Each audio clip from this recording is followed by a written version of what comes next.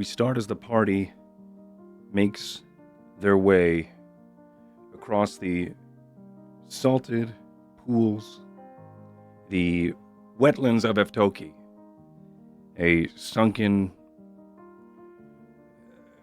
architecture of an age of dwarves, sits receded into the various pockmarked landscape here.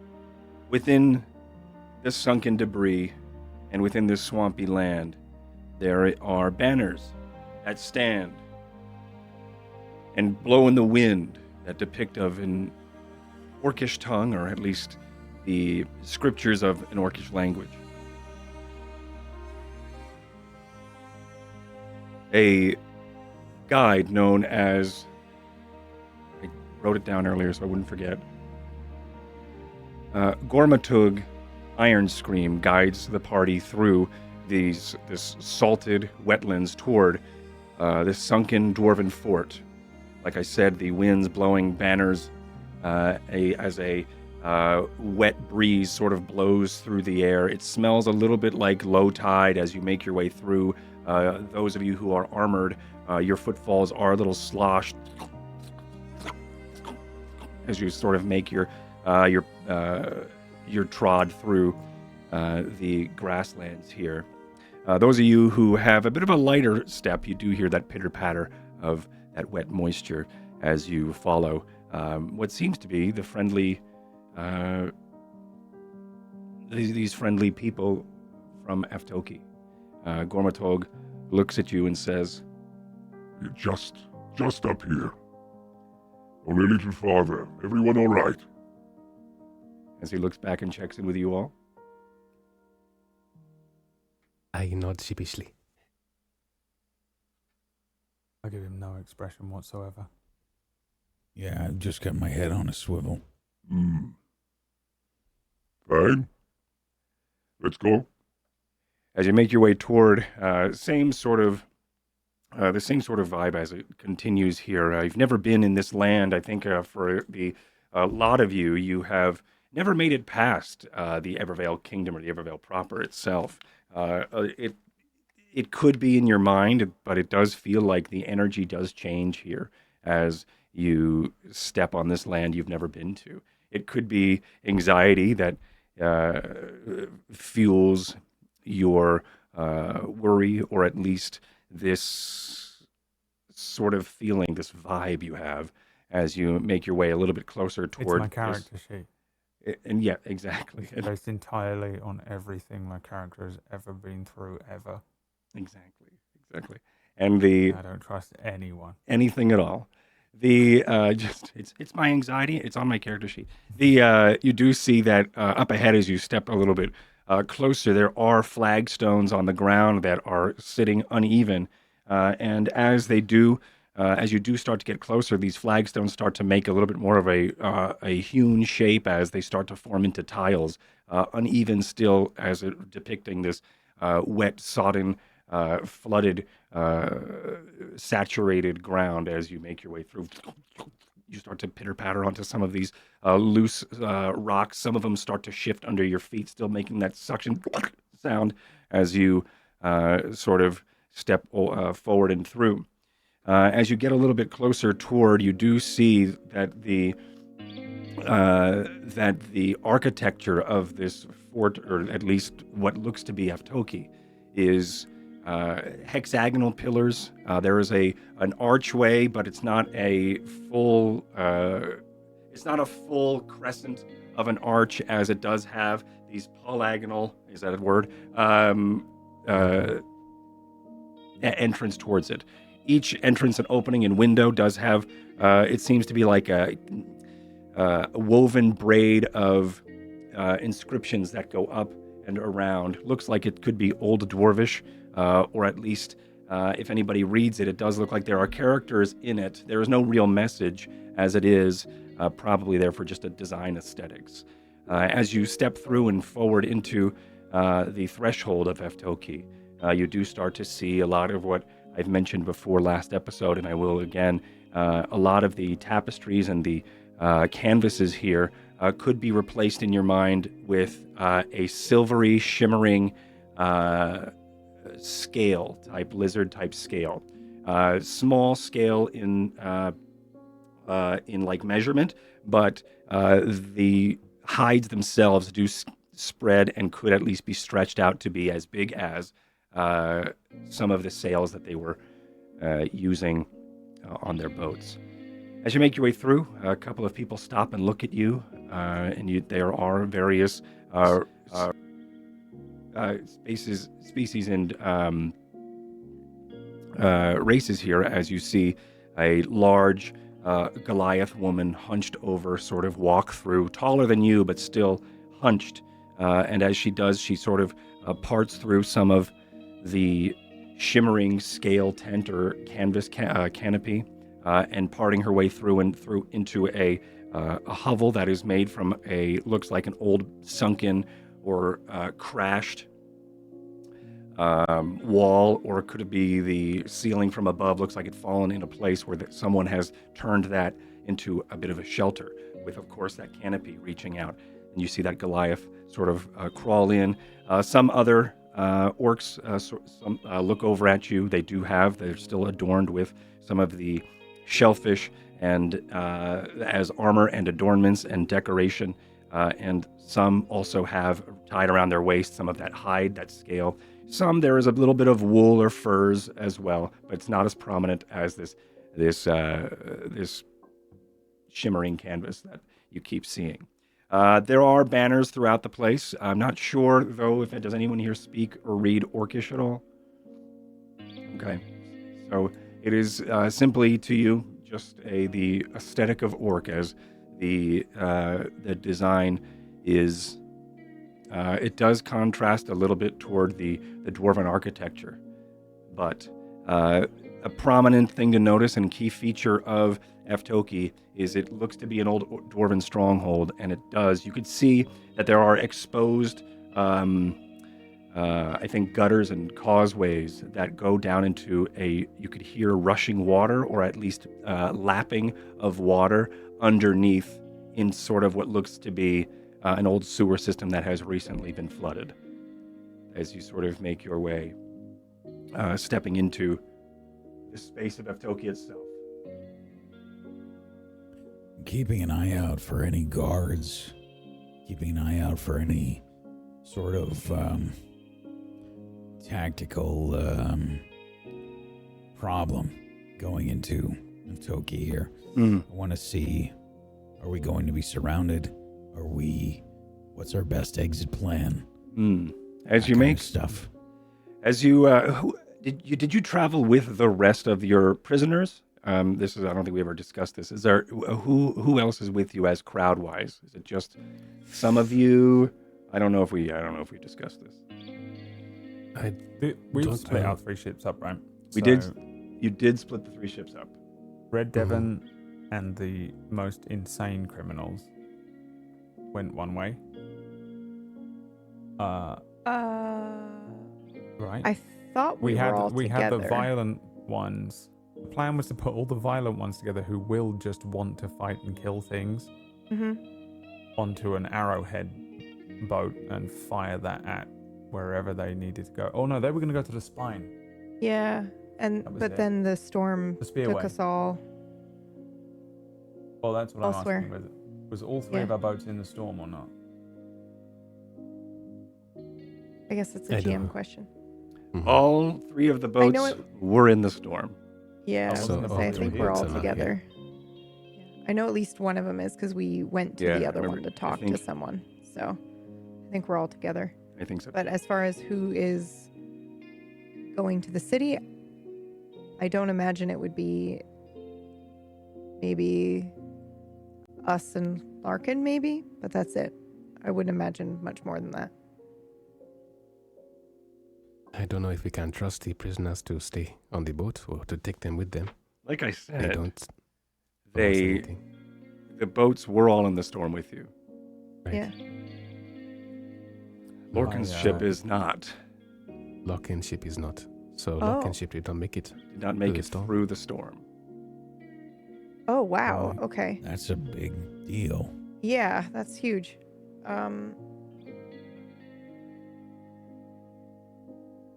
Could we give So Lokin it's the longbow.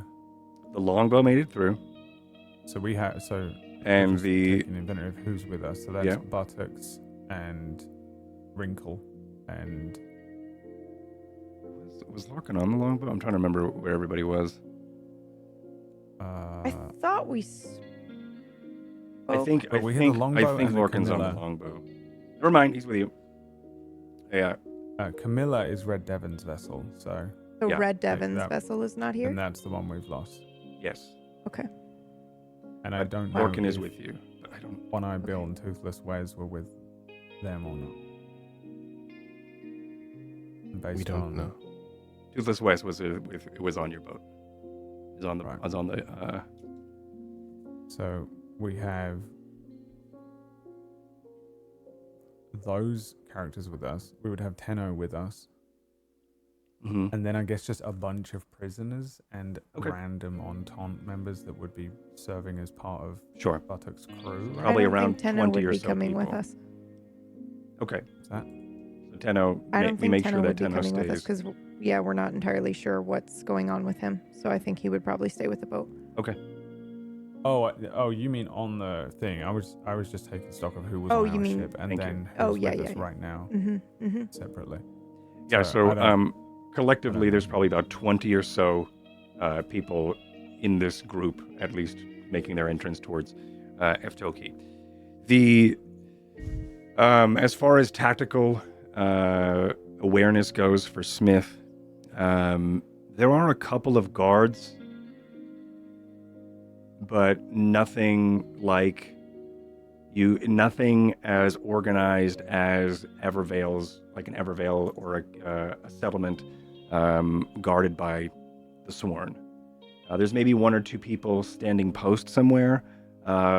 Whether or not they don't look terribly armed, but this just looks like a village set in the ruins of an old keep.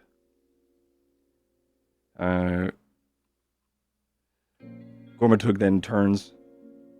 So what you're saying then Yes. is that it doesn't appear that there's any ambushes or anything being set up. Do you want me to make any rolls or anything along those lines? I think it is. Smith's head is on a swivel right now. Yeah. I think it is. It's literally the only thing he cares about in the present moment. Make me a survival with advantage.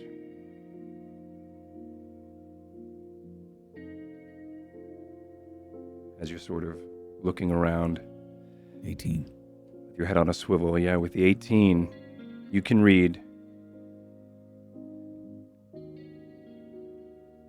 that.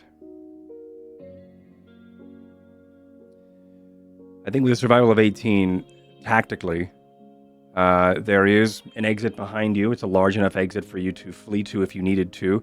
If you needed to hold the line anywhere, it would potentially be that gateway. But as far as how the demeanor of all these people seem, they're curious, but there is no sign of hostility as these newcomers come their way. There are some people some of these people begin to look and see, and some furrow their brows at you as they look toward you. Some sniff the air as you get closer. It could be just a bit of distrust as the Sworn walk into their keep. Gormatug does turn and start talking to some of those questionable or questioning people as they, like I said, sniff the air and sort of, with their body language, show that they're a little standoffish. And he says something in Orcish to them.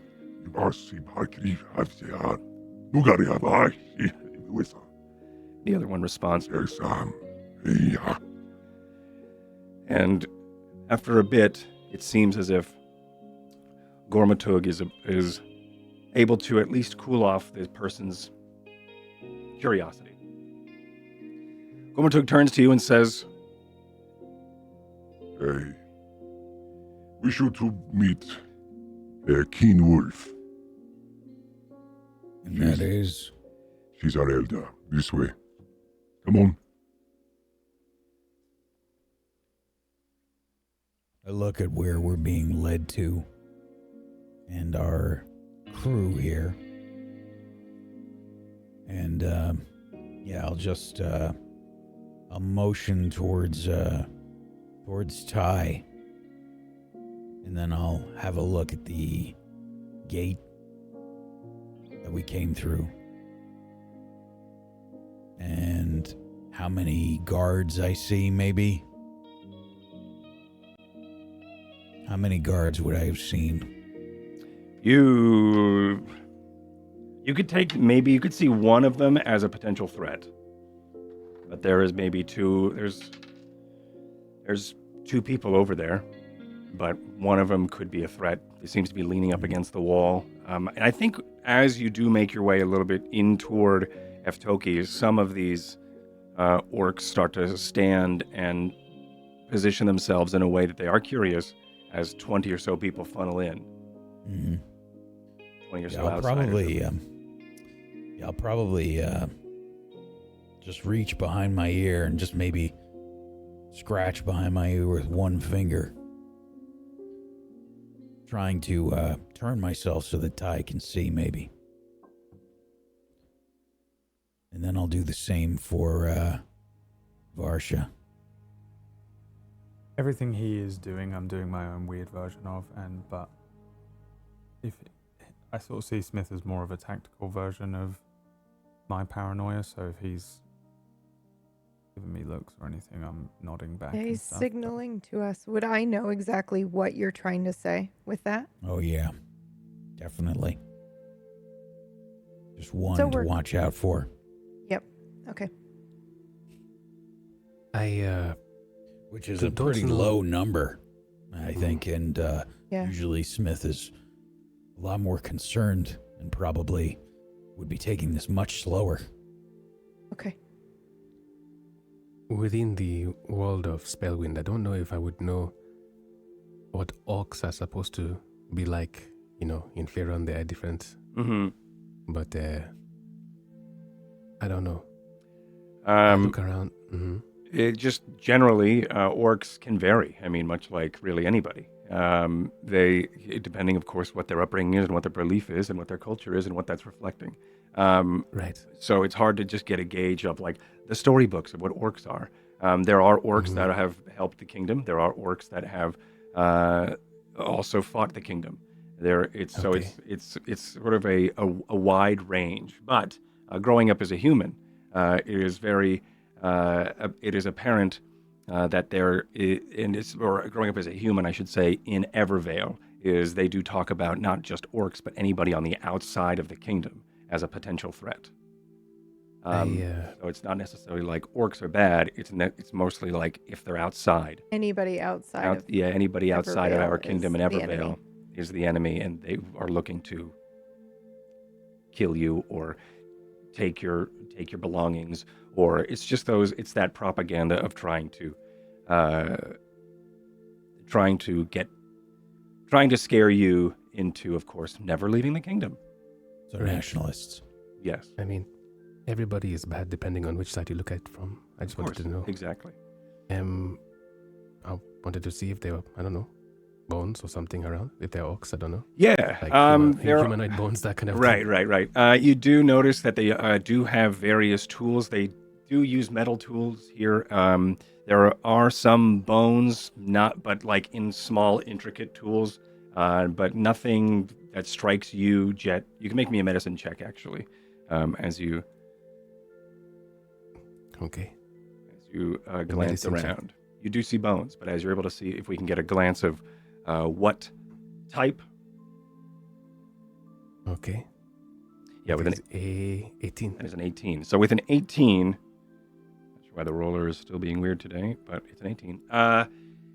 With an 18, you're able to see that there are no like humanoid bones or anything that that reminds you of any sort of humanoid. It seems to be. There are various panels, and it's smaller and thinner than most humans. There are various panels of keratin that sort of bend and shape and flex in a different way than you've seen probably our pelvis or our skulls, depending on how many bones or human bones you've seen, Meyer. But nothing really reminds you of humanoid features in some of these bone tools that they have. Okay, I have no reason to be cautious then. Well, I'm always cautious, but I have no reason to be fearful at the moment. Of course. As you make your way through the small crowd that is starting to form as curiosity starts to spread throughout this little settlement of Eftoki, you are brought to that very same ruined, sunken wall and large, looks like maybe a large ceiling or large flat piece of stone has fallen. And that canvas drapery that makes this long, ornate canopy where you saw that Goliath crawl into earlier. As you make your way in, it does, if you do, you let me know if you do not make your way in.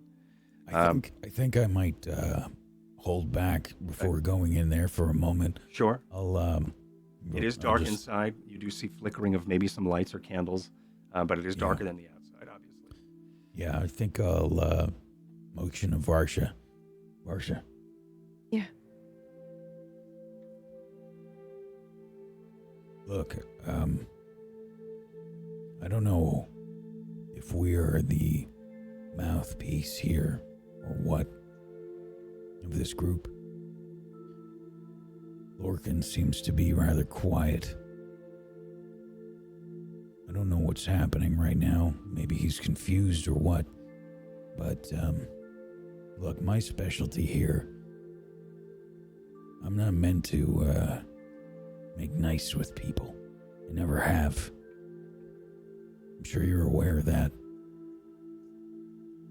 You need me to scare somebody, I can do that.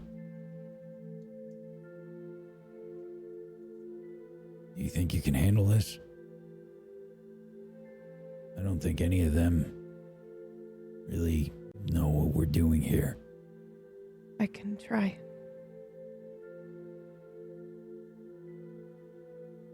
And I glance at Jet as well. Maybe the two of us together. Okay. I will do what I can.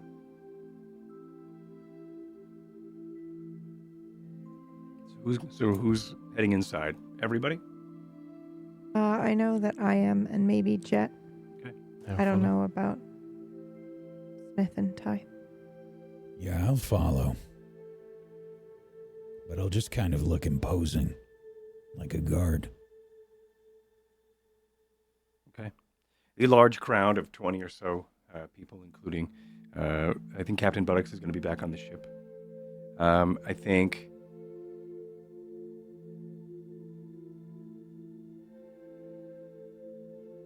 I'm trying to think of where Lorcan would be. I think Lorcan would be back on the ship as well.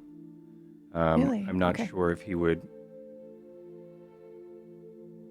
I'm not sure. He has given you an excuse. He hasn't been happy about this entire thing, us being off trail or off of our path. He was very much into spearheading Galfish. So he has been rather quiet since the storm. And I think also brooding over the maps on trying to figure out how to get back and how to make this work. He seems to be on some sort of path to get back to Evervale. Sort of untrusting out here. At least that's what it seems. Petulant, then. Yeah. Captain Buttocks is back on the boat because I don't think he trusts Lorcan. I think you all know this. He doesn't trust Lorcan on his boat without his supervision. So you and a crew of I think, and Tenno's back on the boat as well. Yes, that's what we decided. We wanted to make sure he was back on the boat. Okay. Sounds like it. Yeah. So that. Yeah. Okay, so you're all leading this crowd. A large number of this crowd stands outside, some sort of trickling with you, 5 trickling with you as well as you make your way in. This large cavern goes a bit deeper as you sort of make your way underneath the slanted ceiling that has caved in. The flickering lights do dance for a moment as several candles on a northern wall are lit into little sconces. At least it seems like they've been hand chiseled out to hold a large number of small candles or small torches. A lot of heat actually radiates from that wall as you sort of make your way in. You're able to have your eyes adjust for a moment, and as they do, there are several hides sort of rolled out on the ground here. A lot of them are tucked underneath various uneven floor tiles or cobblestones that were once dwarvish to sort of even it out and make it a little bit more comfortable to walk on. As you make your way through, a large number of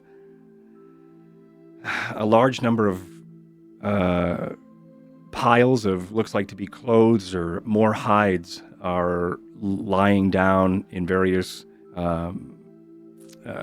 like a parallel pattern to one another as you sort of make your way through and weave underneath this dark cavernway. The mouth of this cavern with which you're walking starts to then extend larger than you thought, expressing that you have gone deeper into at least the fort itself and not necessarily just that outer rubble. So this does sort of branch into a larger cavern inside of this old fort. As we progress through these places that are more like lived in, I'm looking for weapon styles. This is so random, I know. Okay.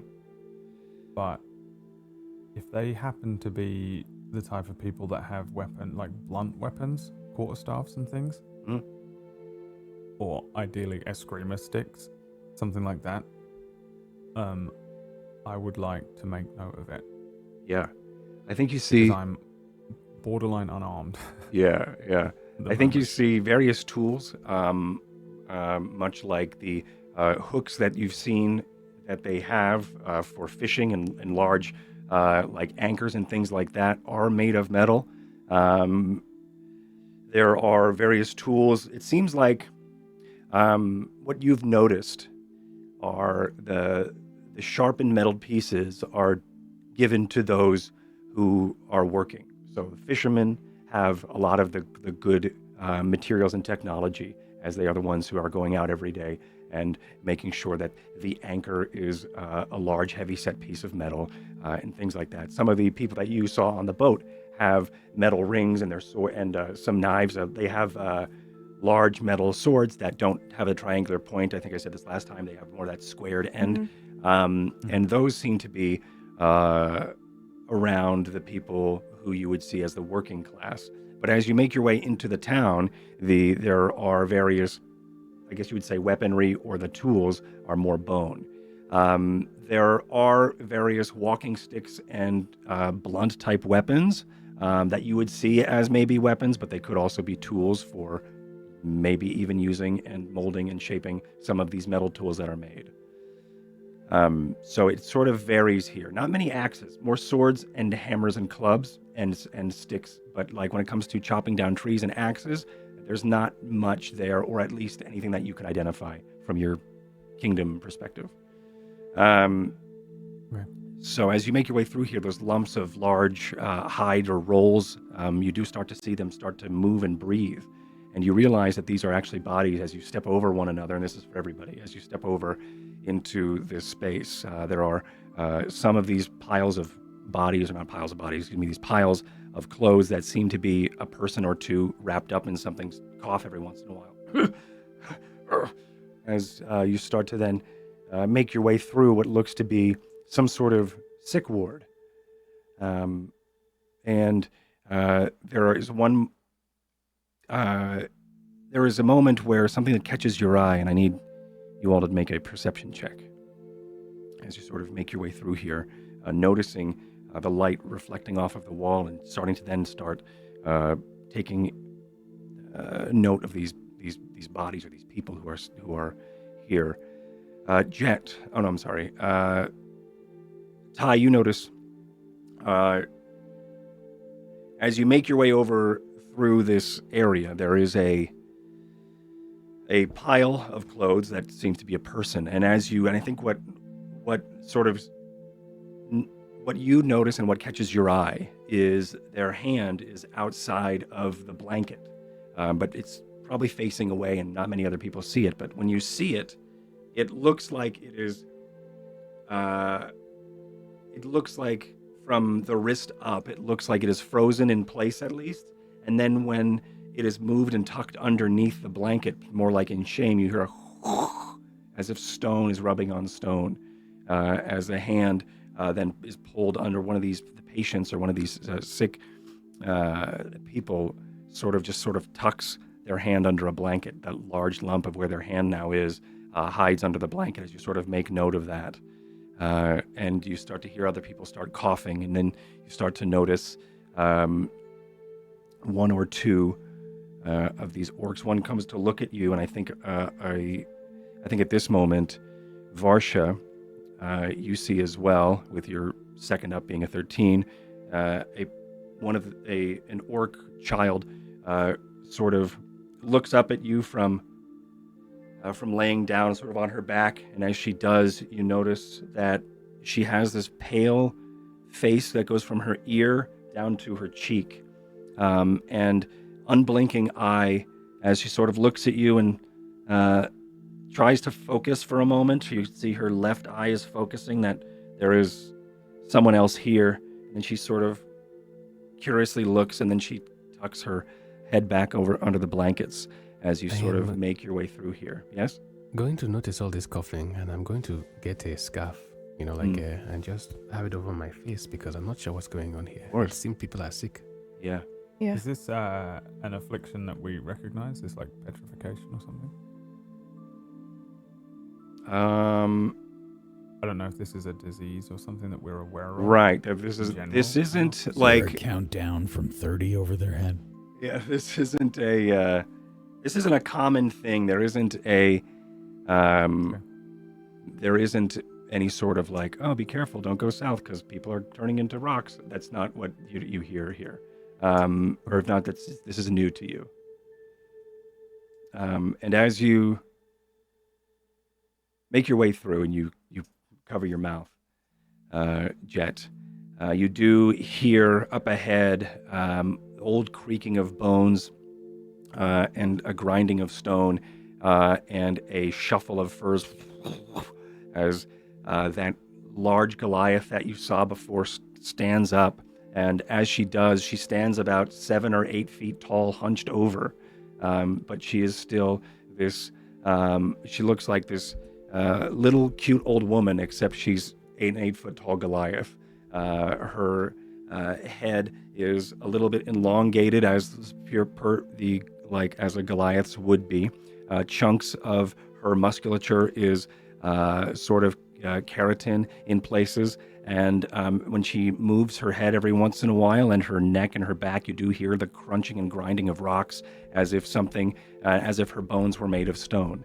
As she sort of rears her head over towards you, and then turns and looks at you and says, "Hello.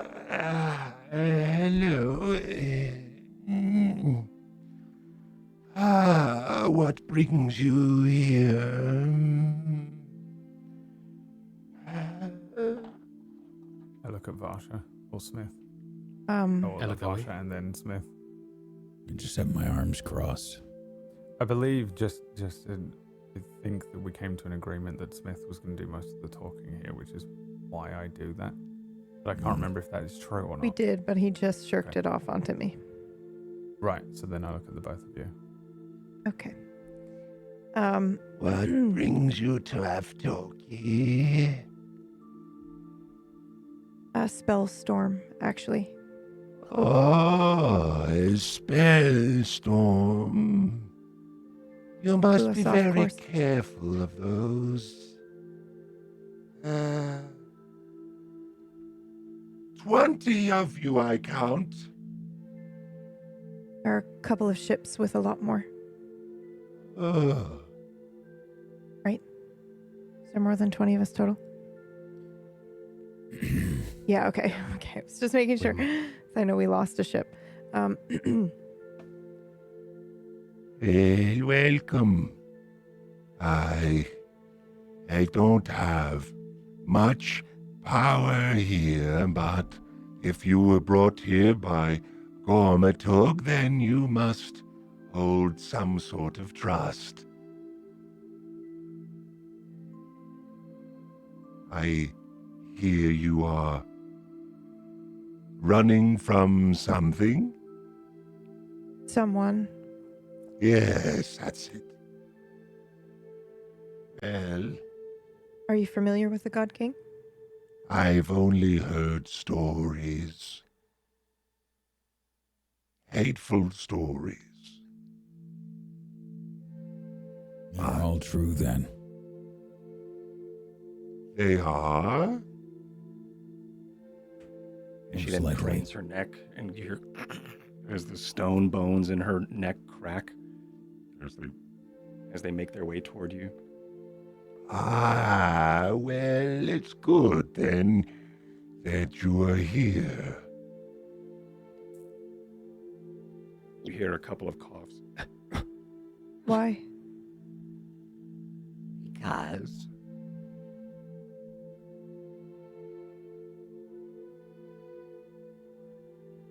we can help if you need. We do not want anything to do with the God King, but if the stories are true, then we'll do our best to stay away and here. And if you need a place to stay, we can try our best to feed you. At this moment, Gormatug turns to her and says, Isa, milafuisima, kriatar. she then turns to him. Alisa, ilosimarete. She is also speaking Orcish to him? She is also speaking Orcish. Okay. Baisi her, isolesa varitka. He gestures to a large net of fish that is over his shoulder, and he also gestures and sort of shrugs his hands in the air and sort of gestures to the crowd, to the crowd, and as well as towards the wall of lights, and they have this small interaction. And she says, I am... like I said, I do not hold much power except for helping those, and Gormatug being the blood of Aftoki. which you would assume holds some sort of power when she mentions the blood of something. Gormatug did say he mentioned that he is Gormatug of the Iron Scream blood. A part of this deduction, you start to then, this goes for any or all of you, that you're starting to piece together that Iron Scream could be a clan or brood or family or tribe or whatever it may be, but it is what you would call probably the closest translation would be a family, and a family of power. And she does then mention Iron Scream mentions that we have enough food if you need to settle for a bit. We do not have any sort of force to fight any war, but we can keep you here if you need for a moment. The only thing is, you must be careful. There is a affliction that is running amok across Aftoki and the outskirts, and we are trying our best to get as much of this burn brush as we can. because I'm not sure how long some of these people will stay with us. As her voice sort of falls into worry. What is the affliction? Sorry, Jet. No, I wasn't going to say anything. I was going to tug your cape and ask you. Basilisks. There seems to be something that has stirred up lately. Some sort of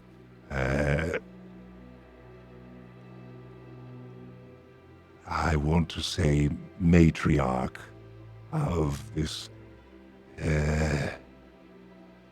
hellish creature.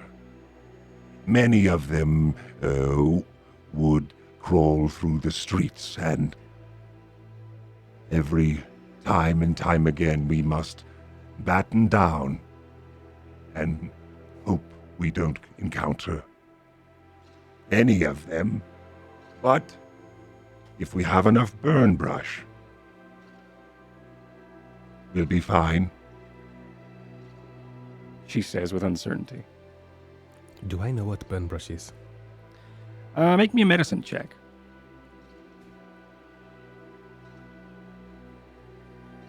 26. The 26. You have heard of burn brush before. It is it's much like a tumbleweed that blows through the burning sands. It is one of the only plants that can make it past one of like the volatile southernmost point where the sun of Hearth is so bright and burns so hot that not much live there. The burn brush, and people have said that they've seen burn brush grow even farther past. Of course, it's hard to take any witnesses seriously for those who go past a sort of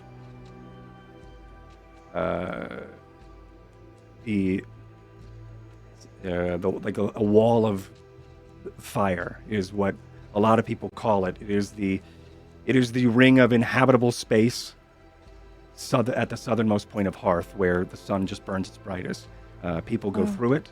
There are some that say that they can go through it and gather the burn brush from the other side, but the stories of those people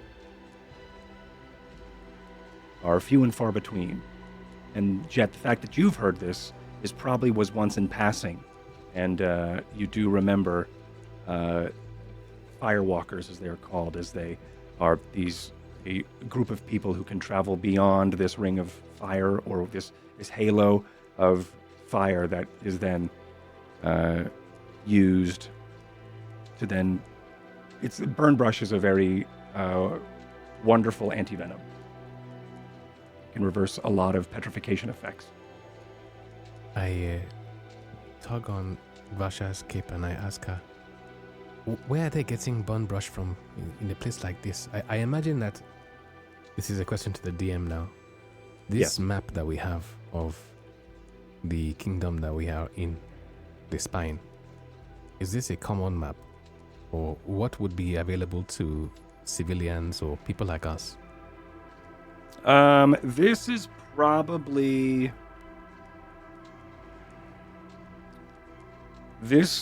civilians, not really. Nobles would probably have a map like this. And I think when it comes to the map, the map that you receive or would receive would be coming from the cartographer's perspective. So I think if you received it somewhere from Evervale, you would receive it from an Evervalian perspective. So down here, down in Aftoki, things are going to be off of scale, and it's going to be very interesting because what could last a week, or what looks like to be a week, could be different. Last episode, I think down by this green X is where you ended up, but it only took you a couple hours to go up to Aftoki, following the advice or following the ships. So I think when it comes to outside of the kingdom, things start to get a little bit out of scale as we are all exploring it. I also imagine the God King is arrogant enough that most of the maps we have are literally just Evervale, and then everything outside of that is like Yeah, it doesn't exactly. get fucked. Yeah, exactly. That's exactly sort of it, where it's just like things outside, like the people who create these maps probably only hear of what's down south and not have seen it themselves, or up north and not seen it themselves. Would it be possible to roll a history check to inform my question too? Yeah, you can. A 14. 14. Ooh. Okay. I ask Vasha, how are they getting bone brush from a place so far north? I've heard before that it's something that only grows way down south. I can ask, what is burn brush? It's a herb. It's a potent it's a potent agent. It would help them recover. Okay. Do we need it? Do we need it? If we get whatever they have, I imagine hope not. I said they got it from a basilisk, so I don't think we can catch it, right? I don't know. DM, would it be possible to I don't know, make a medicine check to see if it's contagious? From person to person. I think you would know that it is not contagious. Okay. I think you'd have to look into the eyes of the basilisk, I would imagine. Right. I don't know. So that's a good question. What do I know about basilisks? I don't know if I know anything about them. Okay. Can I roll for it, or? You can roll for it. I mean, I'm also up for you not knowing anything about it. I mean, it's whatever you think. Do you think that Varsha, maybe she heard stories of a basilisk? I know everything about them. What is their, how many HP? What's the hit points? Yeah, exactly. Well, they can vary. Okay. Yeah, make me a history, Varsha. At disadvantage.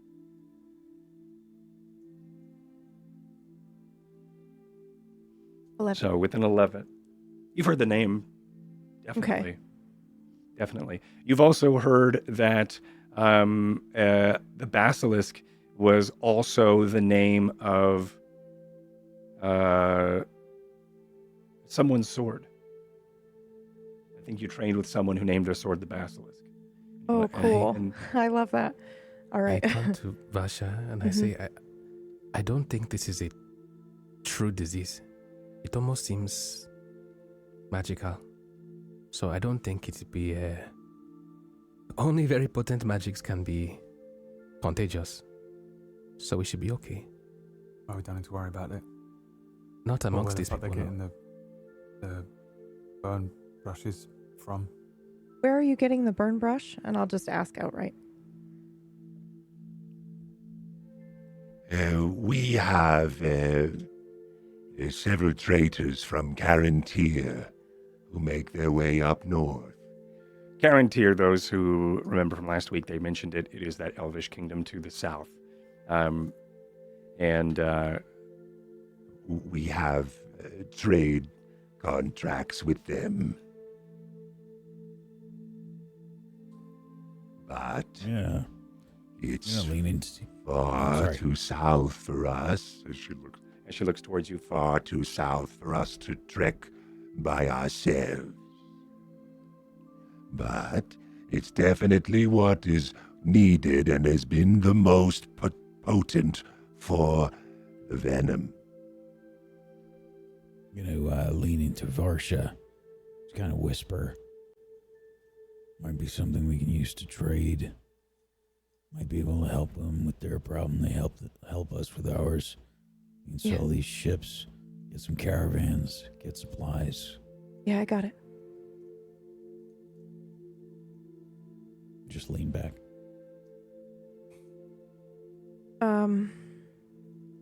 Has anyone tried eradicating the basilisks?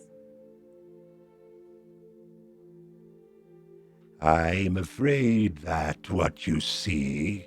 And she turns around, she starts to then walk through you. It's very easy for her to do as she starts to lumber toward you. Her knees start to then crane up towards her head as she is this crouched over, hunched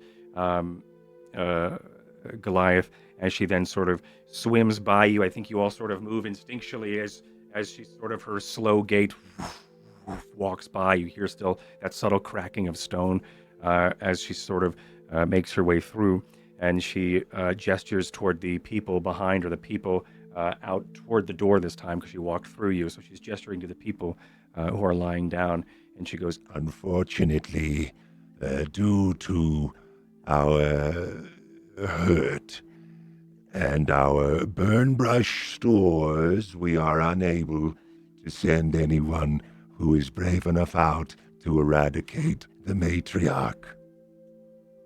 But we do our best to stay where it is safe for now.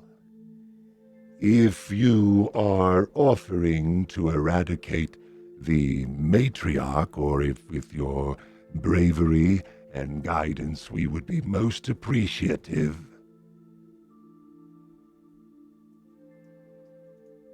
No. We're not. I look over at Ty like, what are you doing? Please let me speak and let me think for just a second. I don't know if you catch any of that in my glare, because I don't know how well you know me. When I say no, we're not. "Make an insight, Oh. Ty." Oh, okay. You're looking at me when I say no, we're not. And I think I just glare back at you for a second, and then I like you've interrupted my train of thought more so than I'm angry at you. And I look back at the elder and I say, the God King will be following us. And I mentioned this before, but we can trade our ships for caravans or safe passage. Trading of ships for safe passage. If only it was safe for us to grant such a benefit.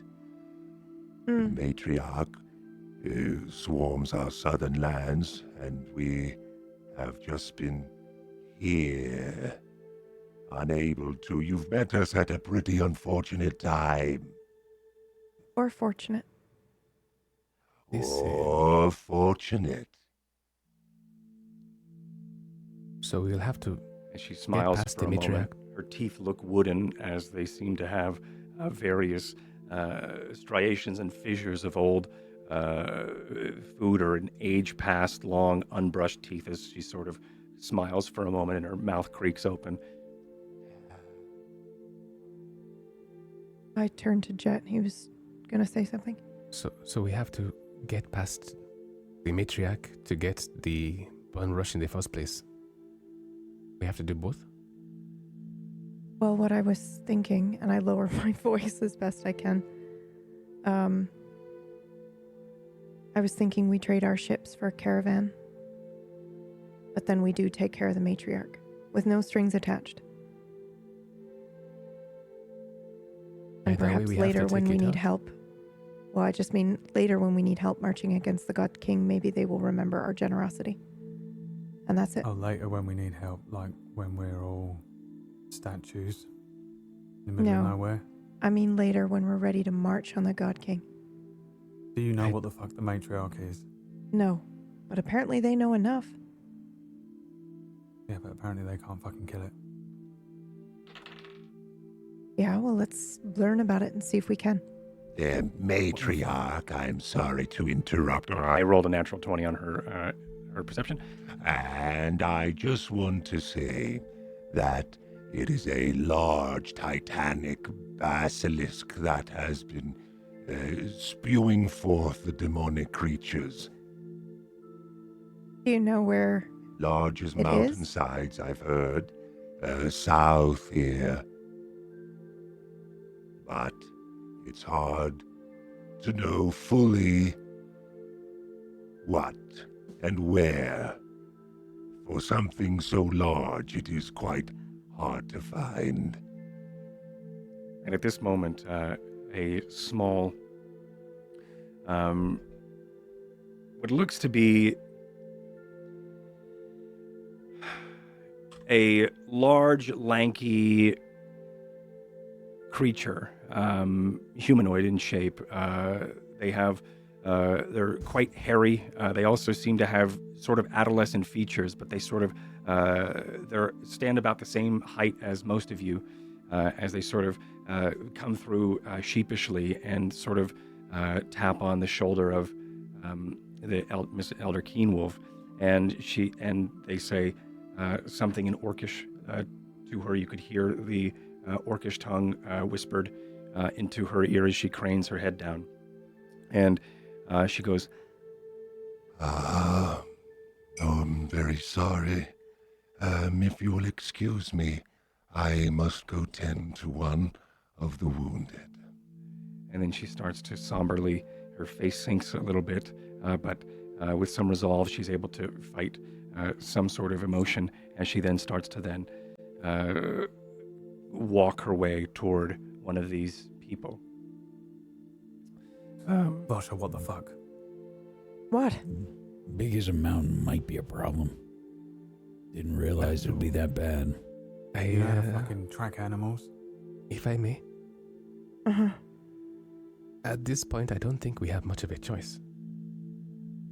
We came with boats, with many mouths, and they are saying this creature is blocking them, which is why they are stuck up here in the north. Yeah, we're not. We can't just leave because we don't have the food to leave. We just die of hunger on the sea. Or get caught. No, we'll just borrow some nets. Leave a few people here. They can fish. Live on the outskirts of this fucking place. We'll go And you get some think food. the God King and their ships won't find us? No, we're gonna go and... We'll go fucking... what do you say? There's an elven kingdom around here somewhere. We'll go there. But the... But we if my- can't pass by. What do you mean we can't pass by? I We look can't around, pass I through can't pass without... It's down to the south. I get some paper and I just quickly jot down what I think I know where we are. And I show that to Mr. Tai that we are stuck on a peninsula. There's only one road going down south. We are blocked off, roadwise. There's nothing I can't get through. Okay, perfect. Let's Except for go the fucking big take down basilisk. the basilisk mountain or whatever. I can get past it. What do you mean? Fighting it and getting past it are two different things. I think is what he's trying to get at, Barsha. We'll go and The get thing Yeah, a but is- we couple of can't kegs take of the food. we can't take the whole crew past it. No, we'll go. Go get some food. Come back. Barrels on the ships. Fuck off. Fuck off where? I don't know, not here where everyone's fucking dying because there's a giant basilisk turning everyone to fucking stone, including us, if we go running into its goddamn lair. You insane? I think we need all the help that we can get to fight the God King.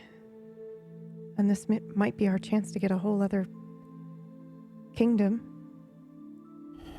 damaged as it is, to help We're us. all fishermen. They're not all fishermen. I look down to the bodies and I say, at one time they weren't all fishermen. These must be their warriors, no? But DM, I look around and you said it's a dwarven, an old dwarven building that now has orcs and this, I forget, Goliath. You said maybe there's a mixture of other people around. Are there any dwarves around?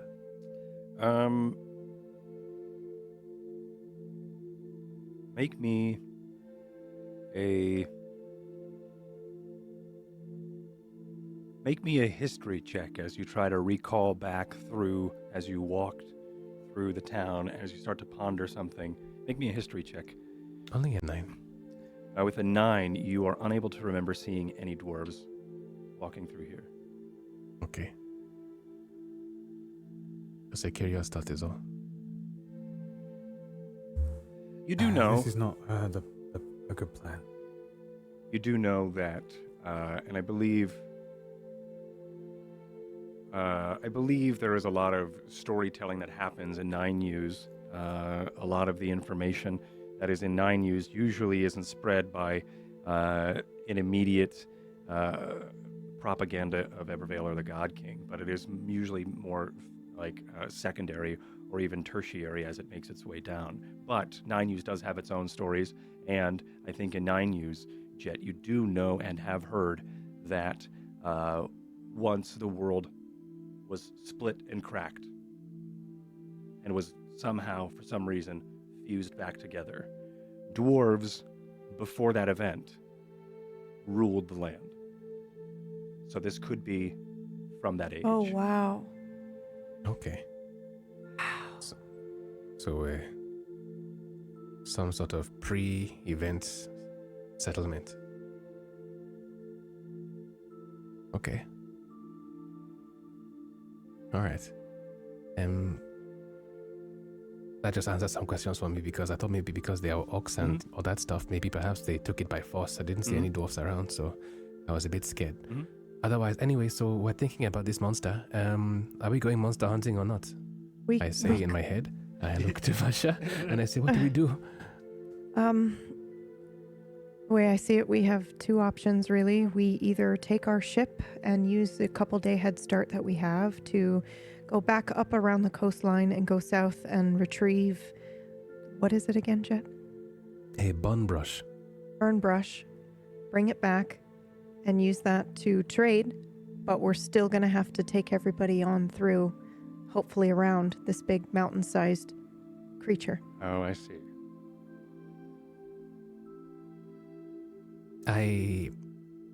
Is the fisherman oak that we spoke to around still?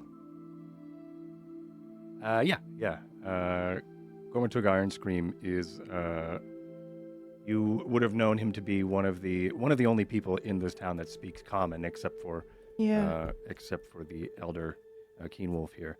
But he is around as well, acting as translator to some, and also you know him to be one of the most powerful families, at least one of the Iron Scream Bloods, to be here. So he would be here overseeing. Okay.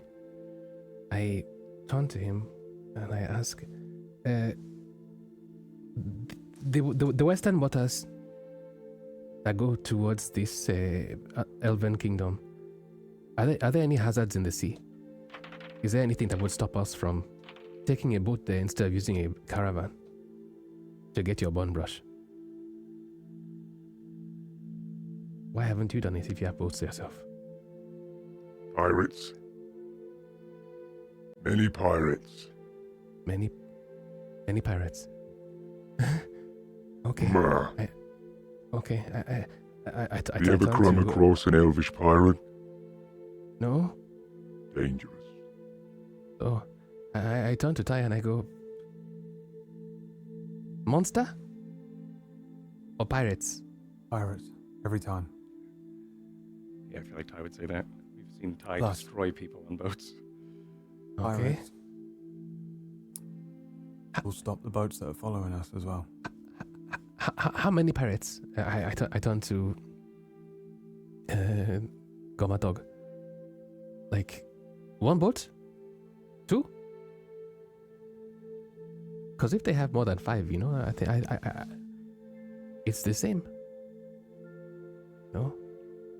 How many fish in the sea? Can't quite tell. Not necessarily true, Jet. Pirates are a lot easier to deal with. Something we don't know. Ty I mean, and it depends on the pirate. Have you ever dealt with anything other than a, Evervalian pirate? Well, I can sink a ship a lot easier than I can attack a basilisk. You also know anything about What basilisks. even is that? Yeah, what even is it? As you sort of have this moment, Gormatug looks at you and then looks at your wares and also some of your armor, and then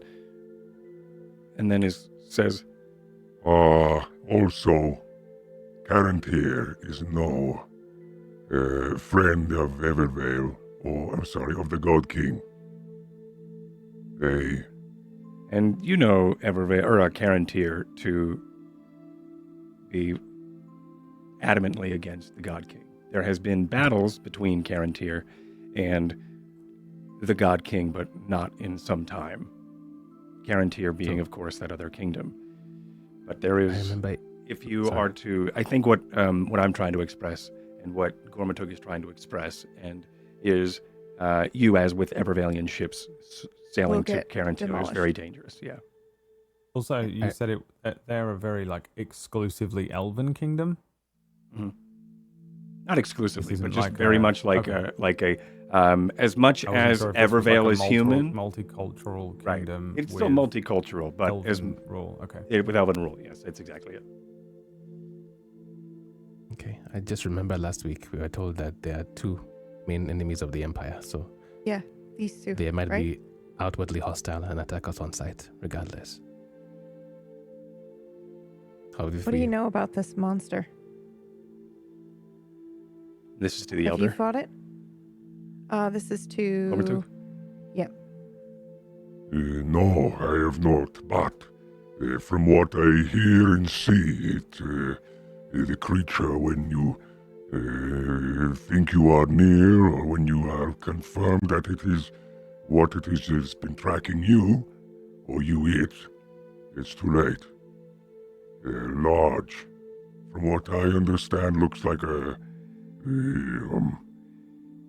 shark, but on land. Yep. Riggers through. I don't Has know what that anyone looks here like. actually seen it? Shark. Well, basilisk.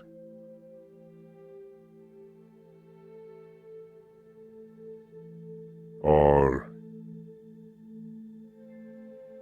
useful when we were able to kill it. But ever since this spawn of some sort of matriarch has shown up, we have been unable to use its resources. We've been able to, and most of the warriors or the fighters and the hunters who would go out and hunt these basilisks lay now with the elder. And as Gormatug points towards the elder, you see the elder Keenwolf is off in the distance over one of these bodies, saying something that she's shaking some sort of brush of smoke as she then picks up and lifts what looks to be a stiff body. The blanket falls and it looks like she's carrying a statue of a person that has in some sort of fetal position. They look like they were curled up cold or sick as she sort of picks up this person as if they're in that fetal position. Her large gaunt body sort of holds and swaddles the statue as if it was an egg or maybe a newborn as she cranes it up and her back straightens for a moment as she then lurches this person or this once person up into her arms as she is then able to then waddle and create a path out toward out into the sun or outside of this place, just presuming she is going to go continue with some sort of burial ceremony as another one of their hunters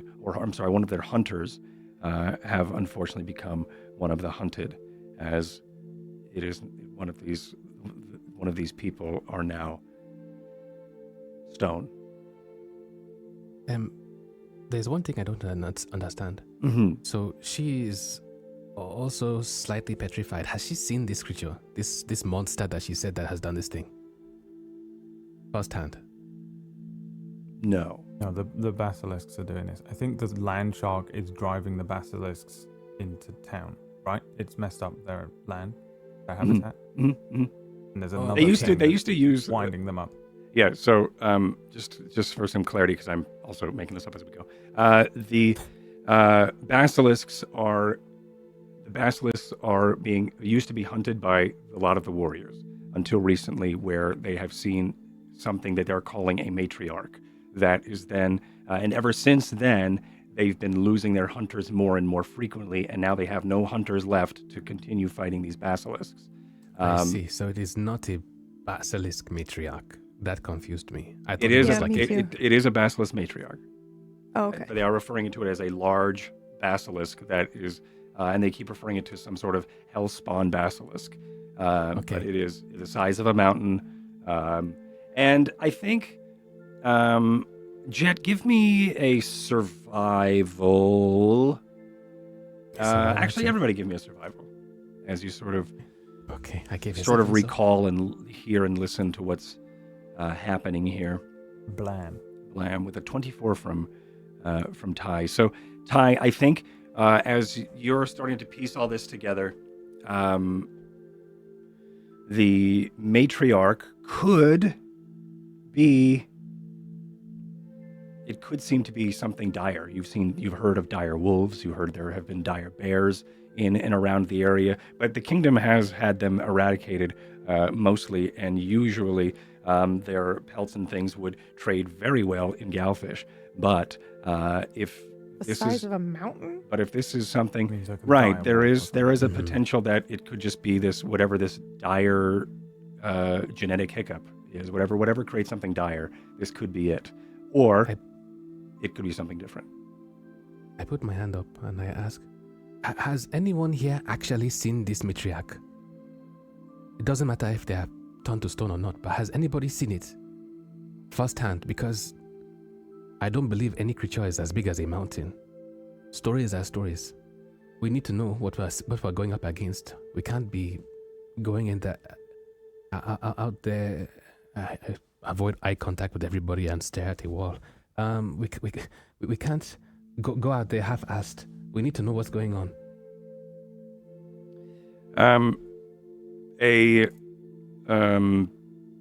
I think as you sort of I in my mind you're sort of express this in a huff, and it sort of echoes off of the chamber a bit. That being said, you do hear a slump. There's a little bit of a quiet and a little bit of silence, and as this moment passes, and you all sort of soak in the moment of Jet sort of being frustrated or expressing some sort of concern, the silence is broken by someone or someone in the distance, or one of the lumps in the distance of one of the patients or victims, I would say, as they and the blanket falls off of that same person before that raised their hand. It is a clawed hand that is now in that stone form. As they raise it up for a moment, and Iron Scream then turns to them and says, Right, we have. and he starts to then lead you toward this person. This person then, Iron Scream, grabs their stone arm and hoists them up onto sitting up position as Gormatug Iron Scream starts talking in Orcish to this other orc. This other orc, there is a moment where Gormatug is having a conversation. It seems to be explaining something, or then gesturing towards you, Jet, and then starts to then gesture towards a bunch of you as well, as it seems like Gormatug is translating what you just said and what you're all here for. And the this orc, tied back hair, their arm is in a is stone, and they have furs are wrapped around them, much like a lot of blankets, as if trying to keep them warm from some sort of sickness. They are missing one tusk, but a large fang sort of peeks out from under their bottom jaw as they start to then chatter in a bit of this orcish tongue. Gormatug does turn and then say, Bronzy has seen it. And it says large fractured, spiked mountaintop for a back, and a large storm, like the eye of a storm for a mouth, eyes burn of fire. It crawls on 6 legs. How big is it? It's not a mountain. I need to know how big it is. The other orc, Bronzy, says,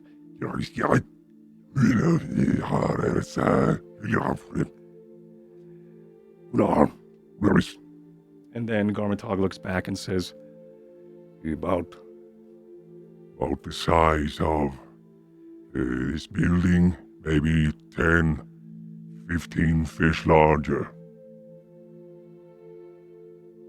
About,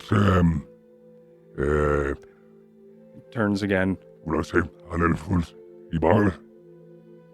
Right. About the size of two of our ships, end to end. And you'd probably notice their that to be, ships. of their ships. So you notice that Okay. to be about maybe 150 to 200 feet. Still pretty big, not a mountain. Okay. So I relay that to my group, Maybe a small hill. and I say, I was looking for a proper eyewitness because stories only get you so far. And I might have a way, just once, for one of us, one person, to cure them if they become like this. Thankfully, I didn't have to waste it to get that information.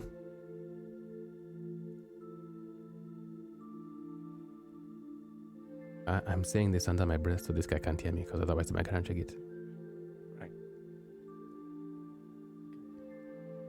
I don't know if we can deal with anything like that. It sounds too fantastic to be true. Varsha, I know you want to help, but there's only so much we can do.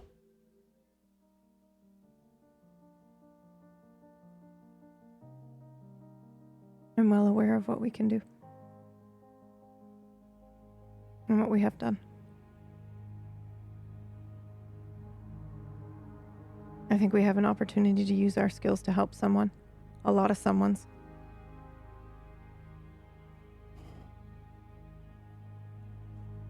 Feels like both situations suck, to be honest. We either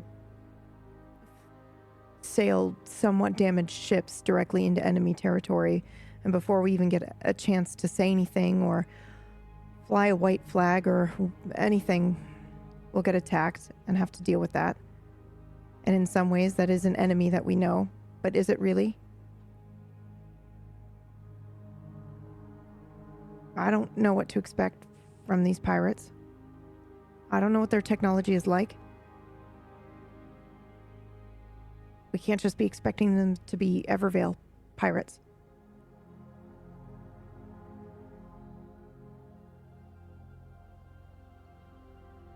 I think at this moment, Gormatug has been watching, I think, from a crouched position this entire time, watching up at you as you're all talking. He makes his way up to his full standing height and has a bit of a soft brow as he looks a little concerned toward you both, or toward you all, and says, I understand that this is quite a conundrum, or quite a... you may need time to think about it. You feel free to take as long as you need if you plan to help. But if you do not, first, can we get our people fed? Of course. Yes, we'll get right on that. Like I said, please, make yourself comfortable. If I will... One moment.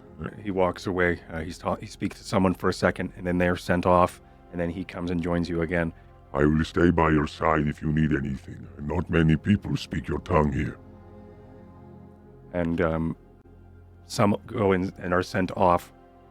And I think you see an orc, a young orc, run up to, I guess, way in the distance. You see, I think through the crowd of the people waiting outside the door that you all brought from Stormford, you see the large, hunched-over Goliath woman, Elder Keenwolf. She hears this person, or she listens for a second, and then she starts to then creep over or slink over toward the large crowd, and she starts to then speak to them, at least very friendly gestures, and then starts to funnel them toward somewhere where a large fire pit off in the distance, where it seems like, or that they are starting to then prepare some sort of food for the crowd that you brought.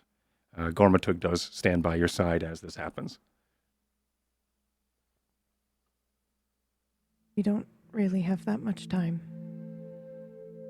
We maybe have a day or two. On the Sworn, I mean. Before they How'd you start figure coming that? looking for us. Or Why in the we're fuck do maybe they a think day we're or here? two off course. What? They don't know we're here. And Well, I'm sure they're gonna be... We made very good time because of the storm. We probably shaved off several days, Varsha. Yeah, I know, but I'm saying we only have a couple of days before they start going down the coastline. I mean, they may already be doing that.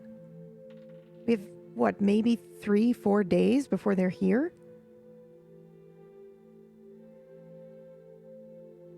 What's your point? Well, I'm saying we can't take our time. We have to make a decision. If you want to go pirates, we got to do that now. Because we got to go all the way back up around the coast, which means we have a chance of running into them. I mean, Longer how much we food take- have they got in here, in this town? They got I don't fish, know. they're alright.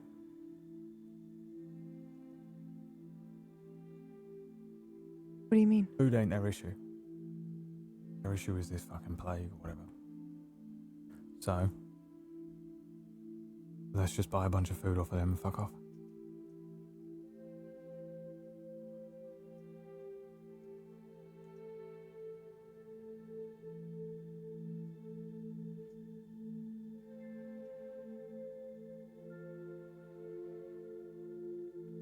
From what we know about this basilisk matriarch, whatever it is, and to be clear, we don't know a lot. It's massive. This thing is bigger than anything I've ever fought. And, well, in terms of our resources to what we can use, we've got some angry prisoners, but, maybe only a few of them might be able to help. And if we rely on ourselves and Lorcan and Buttocks, anybody that we can take that's of able body, even then, is there anything we can even do to this thing? Hold on, speak for yourself. No one said I couldn't kill it. Regardless of Ty's prowess, I don't know what we can do against this thing. Even if the pirates are strong, I can sink a ship. You can sink an Evervalian ship. Well, I think we're much more likely to run into a ship that's made of wood that I can set on fire than dealing with whatever this is. You have any idea? I mean, the biggest thing I've ever fought is a hill giant, and that was with a lot of, well, that was with a lot of guards.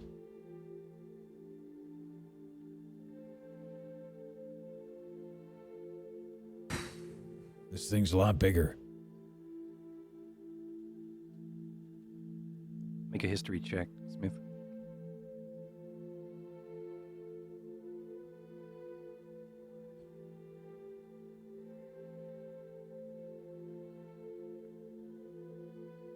Seven. With a 7, you remember that the hill giant that you fought was actually a forest troll. But that's okay. No one. I don't bring it up. Yeah, I figured. Okay. There was more to that, but you got a 7. Yeah, but we might make it past the pirates. But then, what about this Elven Kingdom? They got their own ships. What if they've got They like... hate us. They hate us. Well, they don't They're hate not us, gonna. they hate They're our not gonna ships. help us. What? They're not gonna help us. We're not gonna get Oh, close then- enough for them to help us. No, They'll kill no, half no. of us first. I'm saying they'll fuck our ships up from the shore, probably. Right. So we can't go there I'd- anyway. Mhm. We'd have to go past the pirates. If we avoid them, or defeat them and get through, we'd have to go past them again to get back. Or we take on this monster and both kingdoms like us. Yeah, we take on the monster and we turn to stone and die. Are you afraid? Do you think I'm afraid? I don't know. That's why I'm asking. I don't want to lose. And we need all the help we can get. I turn to the orc, the one who can speak common, and I ask, in Aftoki, how many people are here? How many live here? In your settlement?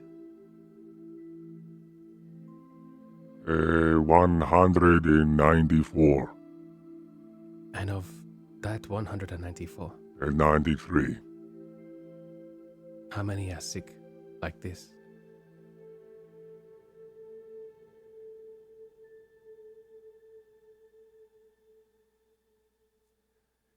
Well, what you see here, so... Can I see, man, child, please, sir, crowd.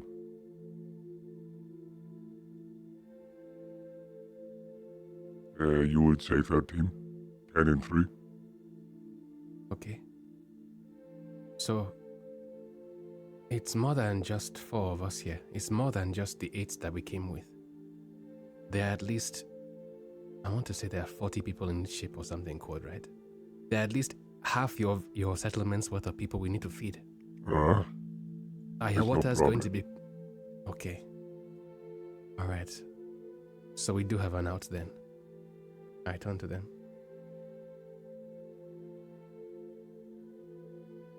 My worry was that we're not going to be able to feed ourselves in these waters, and so we would have to go and take out the basilisk. You saying this to Gormatug? No, I'm talking to, Vasha, to say that we don't have to do it. Make an insight, Jet. As he says, it's no problem. With a 21 insight, I think you read when he says it's no problem, I think he meant like it's, because he did cut you off, right? It's no problem, like he was excited to feed you. I don't know if it was much like hosting people. I think he was more excited about hosting than he was about trading and giving you. Like, oh yeah, that's no problem. We've got it here in Aftoki. Whether or not he has it to give you to then head out into, it's one thing to share the food, but it's one thing to be like, here's a ton of food and see you out in the waters. I don't think that they have that much food. Thank you for leaving us to die. Yeah, exactly. Money isn't going to help them right now. Right. In that case, I turn to Ty and I say we men have a choice.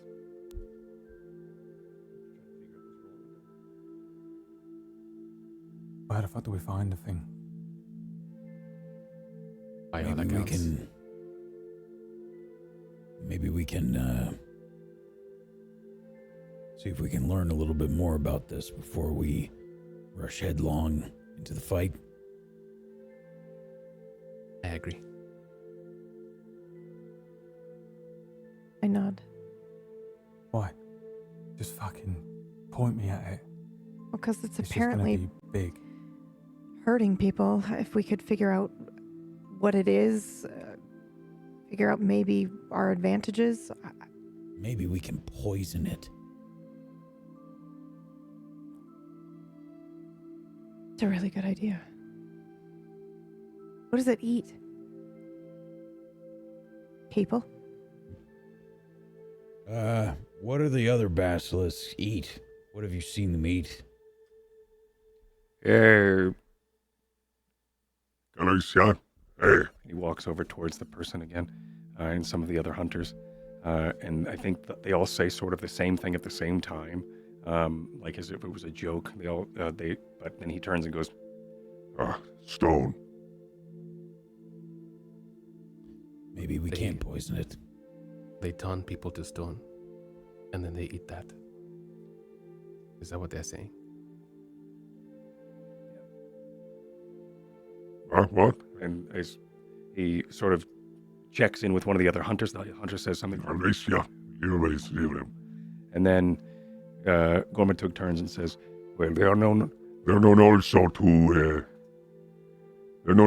kill from time to time, but if they are to eat, they will petrify.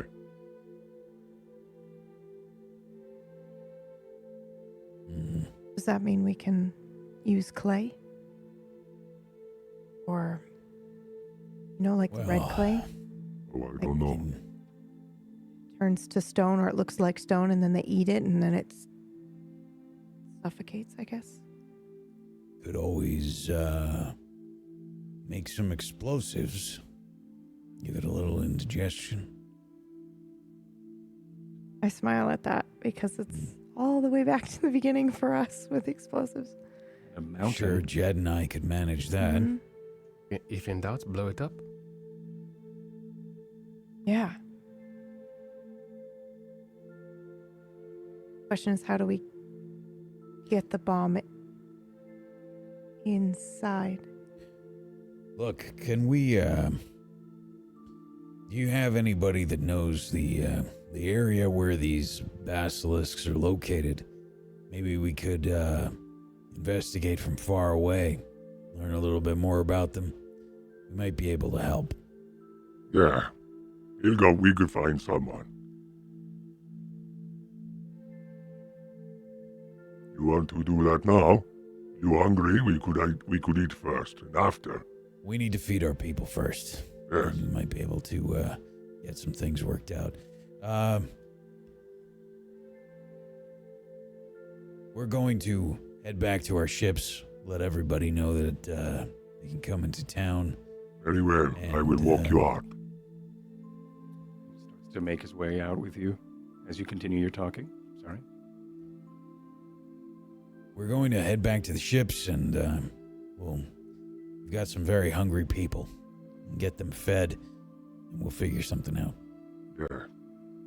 Anyway, come on. This is all very exciting to have you here. It's been quite a time when we have been there. Also, it's just hard. Yeah. Okay. A lover will soothe her curse.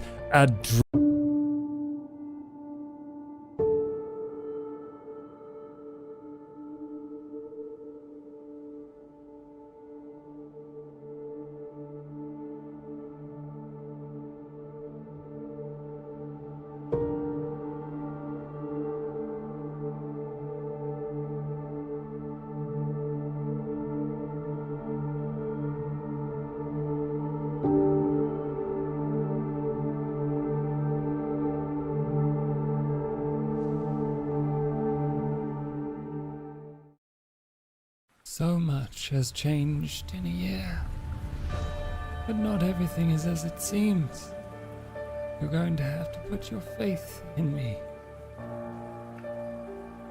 Great sacrifices were made in the name of a ruler who has gripped titans on the throne.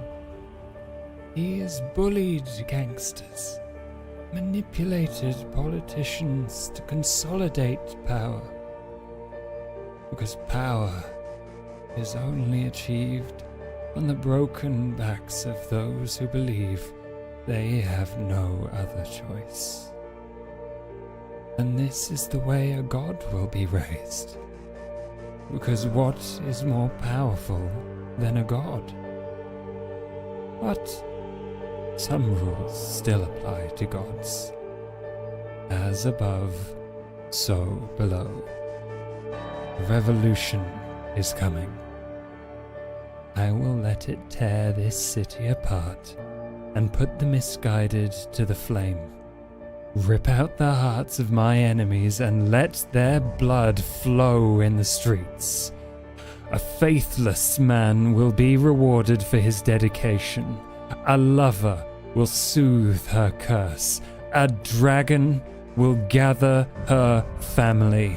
The silver moon will reveal its deepest secret. And the blood of the innocent will seep into the earth and awaken a hungry god. A revolution is coming.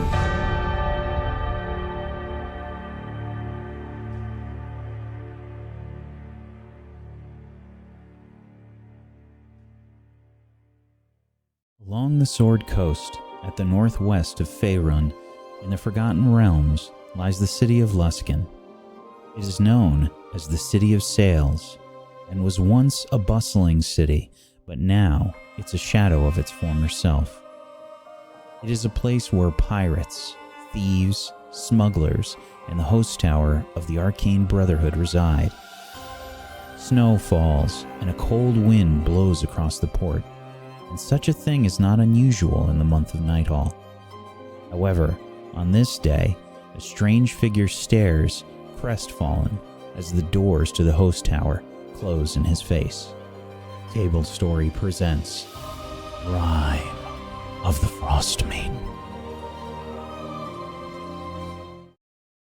Hello, Dex. When were you born? I know you, little one. Your eyes are blue. Your eyes are blue. What do you see? I hear you. Your eyes are green. Whatever you are holding. Does it hurt? You were not this way yesterday. You are not this way now. You are a creation. You are currently creating. You were not born. Does it hurt? You were not born. You were molded. You are molding. You are molting. I know you. But do you know me? I hear you. Your eyes are green. Your eyes are blue.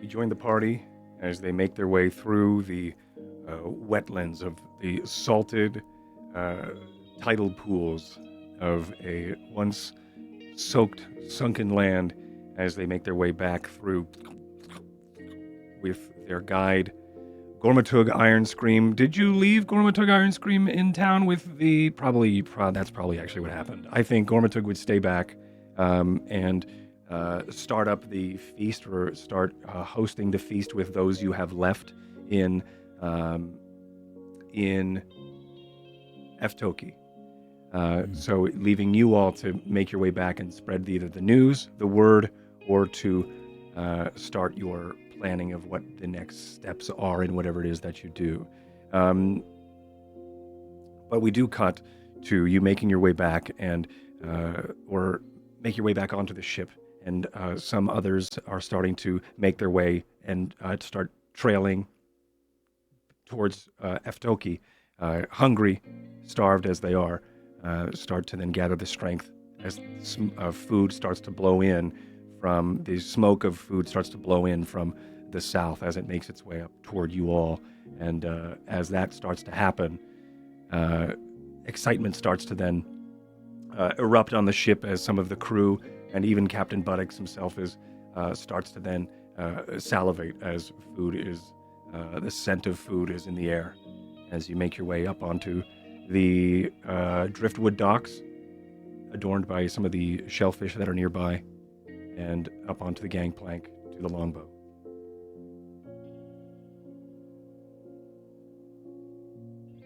Yeah, grab some food. Eat up. All right. You didn't bring any for me then. I gotta go get it myself. You're a big boy. Yeah, I'm a big boy. I'm not walking through that. That looks like I sink right through. You're big enough You- so that you can climb right out. Yeah, Fine. you fucking weasel.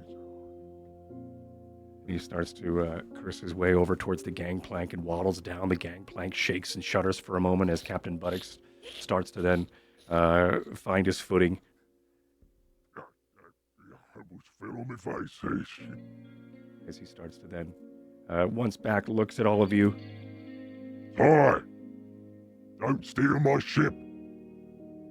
As he then keeps walking towards with a small group of people as they make their way towards food. You do see Captain Buttocks starts to then, as he gets a little bit closer, picks up the pace a bit as he is very hungry. But you're left on the boat with some crew. You haven't seen Lorcan yet.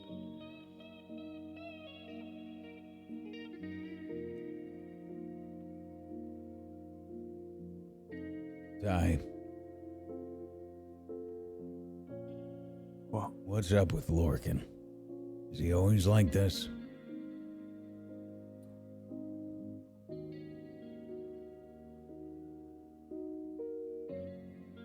I don't know. He's like your big plan man, and he can only focus on what's right in front of him. No, Tenno's At a least big maybe in fan, this man. instance. Did something happen to him in Goldfish? Is there some reason why that specifically he couldn't seem to let go of? He shook up about something. I don't know. I don't know, because I don't know if he has always been like this. I just do what he says, you know. Yeah, okay.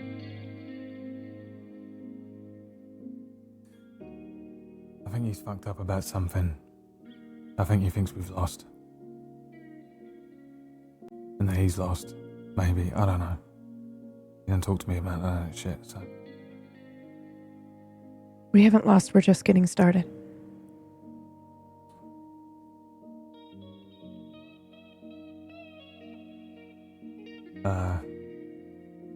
I can try and speak to him if you want. I mean, yes. He's like your leader. If he Yeah. loses hope, then half of your crew will also lose hope. Oh, I don't know if he's ever had any hope. Yeah, well, fire, passion. If he loses that, then we're just as screwed.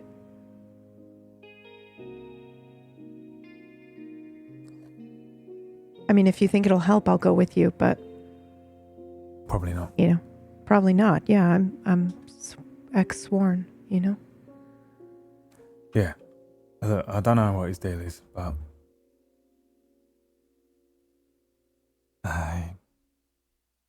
Yeah, alright. I'll go find him then. You want to ask Maybe him you what he can thinks find, about? What, the thing? Yeah, about either pirates or thing.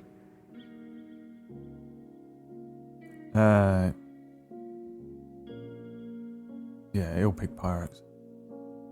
But maybe you should ask Tenno. Yeah, okay. Alright, let me see if I can find him then. Need any help with Tenno? I mean, no, but if you want to come, you're welcome to. You too, Jet. I don't know the man. I might be better off just preparing for whatever happens. You got this. What do you think? You got this, Varsha. I'm gonna, I'll start to talk to some of the people in town about these basilisks, get whatever information I can, and get some food. Okay. All right. Start to walk off.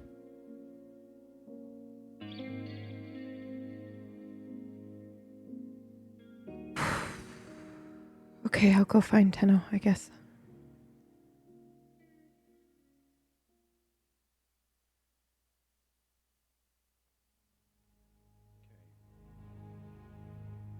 You make your way, Varsha, downstairs. Mm-hmm. Music's not the music I wanted. You Okay, make your way- thank you for letting me know that, because I went, okay, Tenno's gonna murder me. He's gonna kill you. You make your way toward. Mhm. You make your way downstairs in a longbow. You make your way towards Tenno's quarters. His door is open, as it has been for the past couple of days. He has rarely left the quarters. I think at night he leaves and goes for a walk. Mostly during the day, he's been trying to keep to himself. Last time we met Tenno, we've discovered that he's having a very hard time coming to reality. The fact that he may or may not be able to sleep if he wants to do anything to help what's going on with the Entente.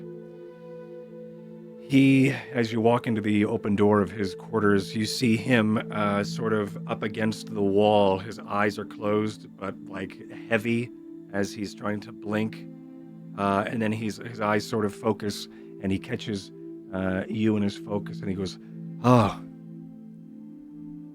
hi." Hi, how's the not sleeping going? Awful. Yeah. Yeah. I almost fell asleep a couple of times, I'll be honest. But I don't think I have. So that's good. It's very good. It's surprising how much you could sleep standing up, because I wasn't aware you could do that.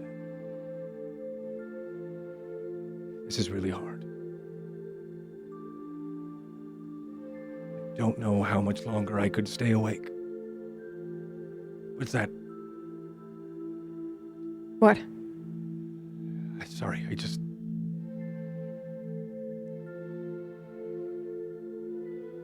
thought I saw something. It was not, it's probably just my... Sorry, it's hard. It's... could have been anything. I'm starting to see a lot of things like shadows or things in the corner of my eye, you know? When that happens, it's like but it's probably nothing. It's nothing. Just shadows, lack of sleep. Lack of sleep. Yeah, it could be that. Yeah. Sorry. Yeah, I don't know how long I could do this. Is there any way, like, where are we? What is this place? Well, the storm blew us off course. We are... I hesitate for a second. Do you want me to tell you where we are? Should I tell you where we are? Can I? Oh, right. Yeah. I mean, I want to. Yeah, I probably best. But I don't know what the right thing to do is. I need your advice. I need your opinion so badly. And I don't want to let you down. I don't want to let the Entente down. I'm trying to just not let them have any more power, you know. They've already taken so much from so many. I just feel like if I could hold this, they can't take this from me, or take this from us, take this from the Entente. So I'm just... Do you think that's enough? Do you think if you slept and she came in a dream, you'd be able to control it? I don't know. I don't even know what or how or why or what it is that's going on. I mean, the good news is, now that I'm thinking about it and now that I'm able to express it with you, is that if I fall asleep now, which sounds so good, if I was to just rest for a little bit And she did come into my head, right? We've Yeah. already delayed so much, right? So is it even that bad? Actually, you can do it because our plan has completely changed. The only thing that's not changed is I told you the location for something that they cannot know. Like, Okay. ever. Okay. So I could... Are you sure Am I sure what? that I can sleep?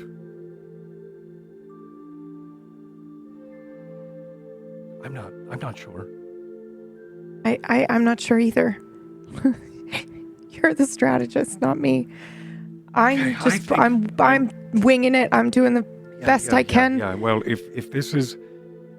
If this is what we're doing, and if you think that that's true, then I can sleep. Because even if I do fall asleep, and even if she does, let's say worst case scenario, she comes into my mind and takes all the information that you've told me or whatever. It would have been... How long have we been traveling? It's been what, 6? 6 days, 7 days? days. Yeah, something like that. That's 6 days of information. That's 6 days. We're already 6 days ahead, right? Is that... Maybe I'm just... You haven't slept for 6 days. I don't think so. Okay.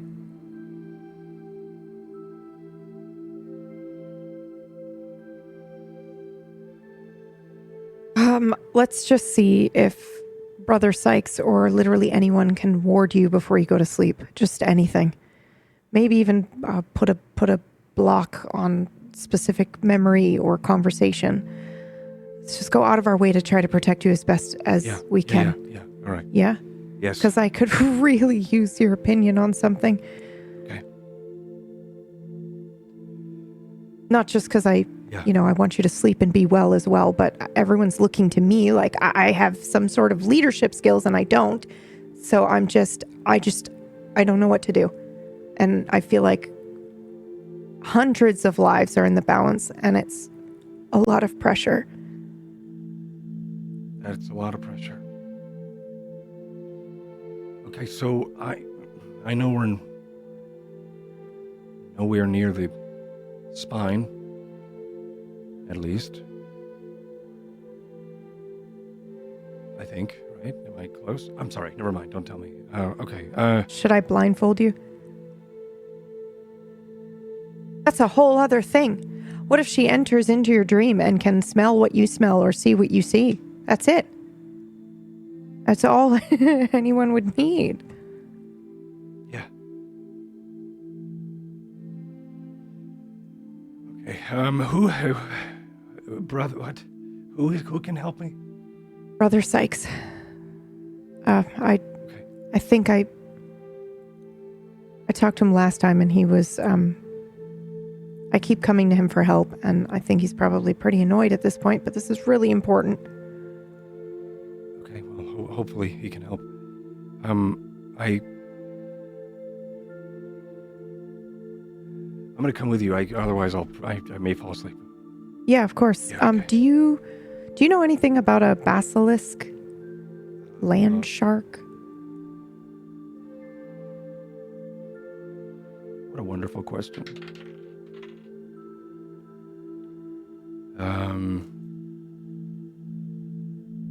No? Land shark? Yeah, just curious if you knew about it. Like a snake? I don't know what a shark is. I've never seen a shark. Oh, sharks are like a big dangerous fish. How can a fish be dangerous? It's a monster of the sea. It's got like millions of teeth. Oh, Yeah.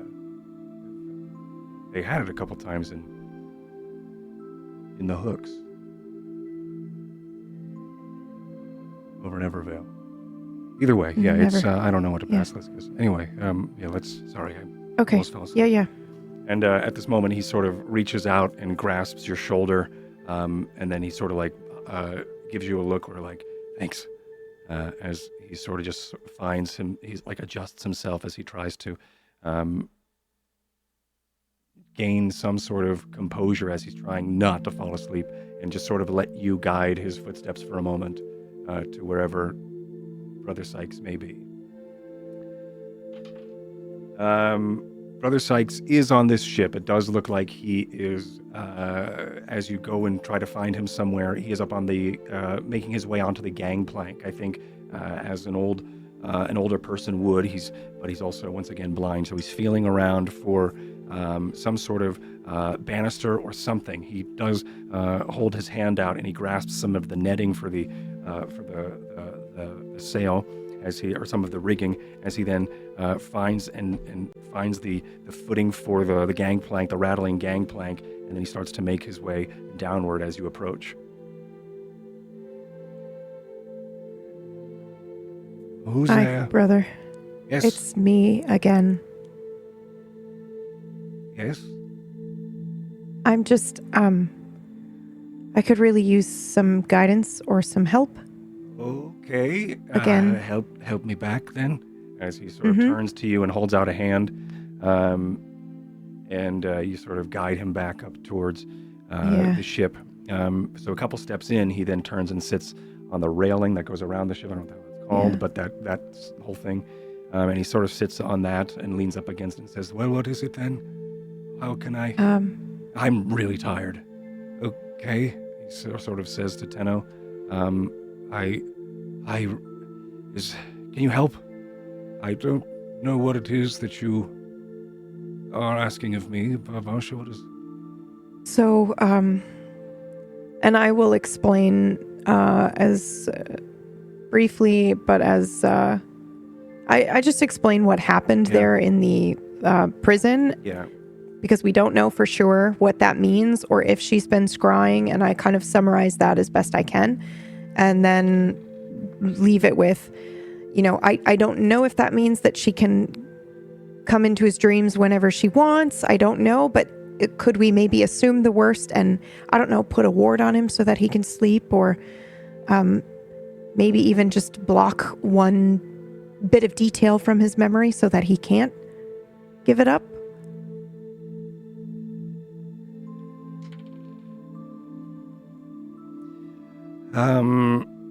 Interesting. I rolled what he knows, if he can piece together what you're telling him with what he potentially knows about what's going on, if he could diagnose with what's happening, and then I also rolled if he can do anything about it. And these were the results. He says, he then sort of, as you're explaining all of this, he sort of nods, his eyes furrow for a second as he's trying to recall something. And he says, "This sounds a lot like I've heard stories of night witches who would be able to do this sort of thing. Whether or not it is true is something else entirely. Crossreek actually was built on an old hovel of an ancient witch-like coven. So it's quite fortuitous that you sought me out for any sort of issues with this matter, because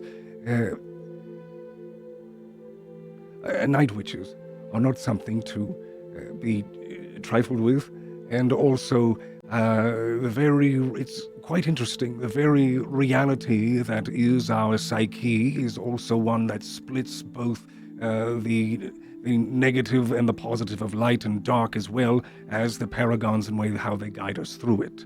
The various realities that are always flickering like a deck of cards in front of us, there is a way through each and every one of those cards. That would be, of course, what it is in your dreams and how to interpret what it is you saw during that flipping of the deck. And night witches are able to, with some of their divine magic, their dark magic, are able to then weave their own psyche into that of others, misinterpreting what it is they saw in that fate deck that they so see each and every day. Thus trailing and manipulating the very outcome of what could be and what that person could have perceived when that fortune teller or soothsayer would display the deck of their life in front of them. Does that make any sense? Yes. Oh, good.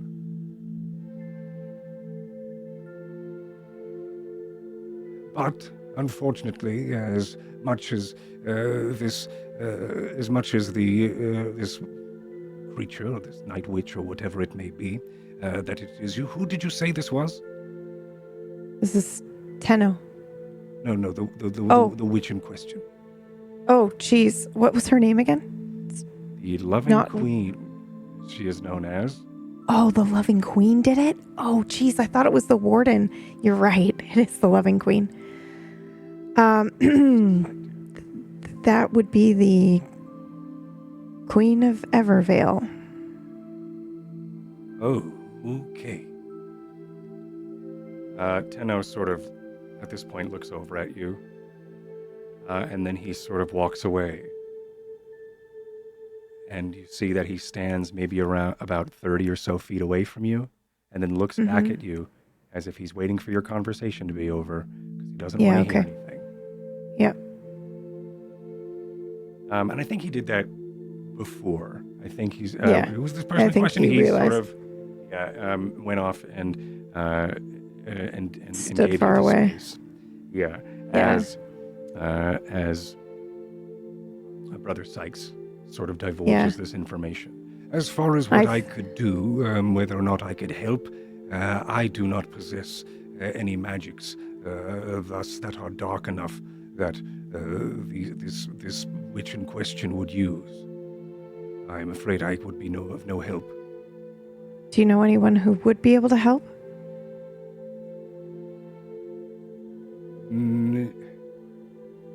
No. Don't, though it is...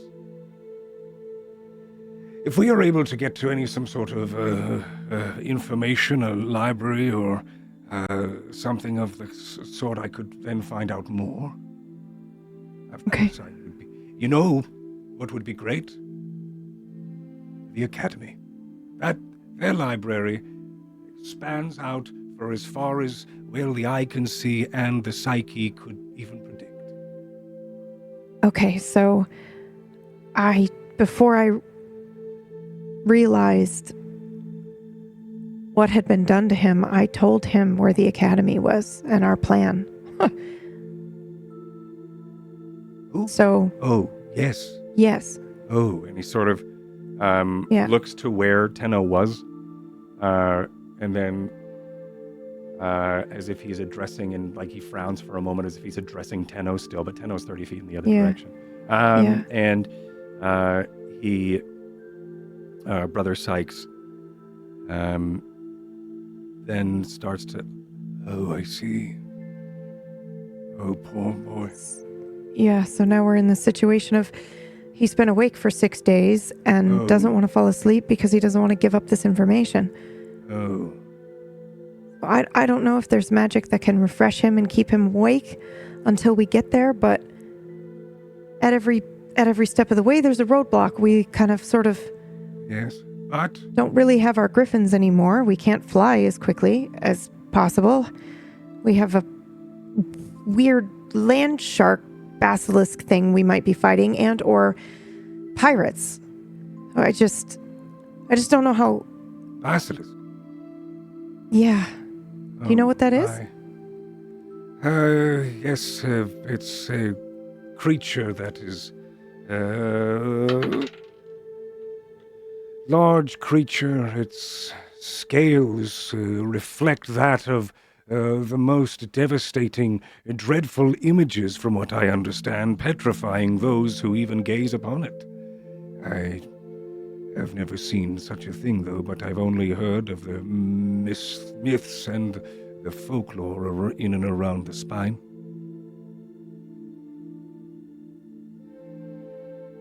So how are you supposed to attack it if you can't see it? Magic? Well, I'm unsure of that. I believe I haven't.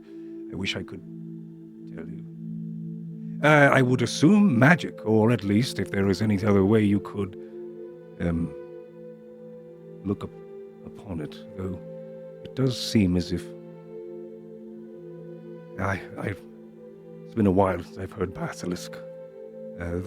Something I learned back. And for a moment he tries to remember something. Was it? No, that was... Yes, their eyes. Don't look into their eyes. Okay. But the scales are okay? I'm only telling you the stories. The stories would say a cloak of scales that would then erupt a petrifying dread, but what I understand from what I was taught, it was their eyes. Okay. You don't happen to know any weaknesses or anything we could use against it? His face scrunches as he tries to think of anything. Make me a perception. Persuasion. Make me a persuasion check. Sorry, I keep using you like a library. No, it's okay. 12. I have armed myself with the tools of knowledge, and if I am not going to use those tools, then why would I call myself a carpenter? He then, when you give them the 12, when you give him the perception or persuasion of 12, he then says, I would only assume to be smart and maybe not look with your eyes. As the blind man looks at you.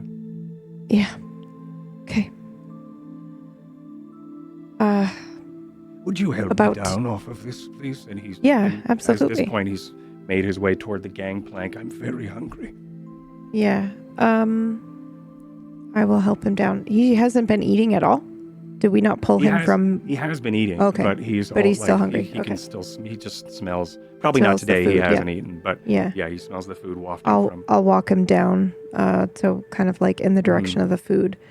As for Tenno, is there anything that I can do at all?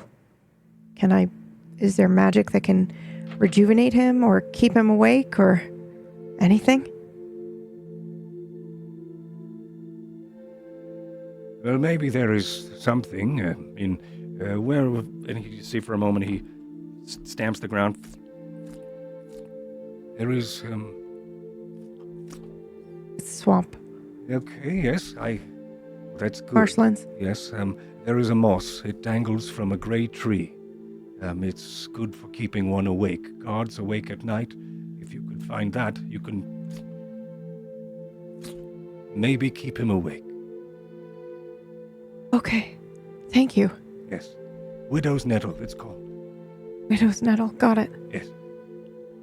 Thank you very much. Yes, it's because the widow was because her husband once stayed up for a day. Then starts to waddle off and wander as he then remembers why it's called widow's nettle, and what the legends say of that as he starts to then slosh towards the direction of the food. Okay. Tenno is up at the gangplank as you turn around to make your way up to meet up with your friends. Tenno is there, sort of looking down, waiting to. Sort of thumbs up, anything? As he sort of looks. Widow's nettle. It's like a moss that'll help keep you awake. I know, right? I know widow's nettle. Okay. Is that it? Have you been having some or? I've had some tea of it trying to keep me up, but I mean we're out, so that's good. And 2, because I need more. And 2, it's disgusting. So great. I'm glad this is it. This is what we're gonna continue doing. I wonder if you could. Get frustrated. I wonder if you can sleep and nap, and I just wake you up before you start dreaming. It's an idea, but how do you know when I'm dreaming? When I kick my foot? It's too risky, Varsha.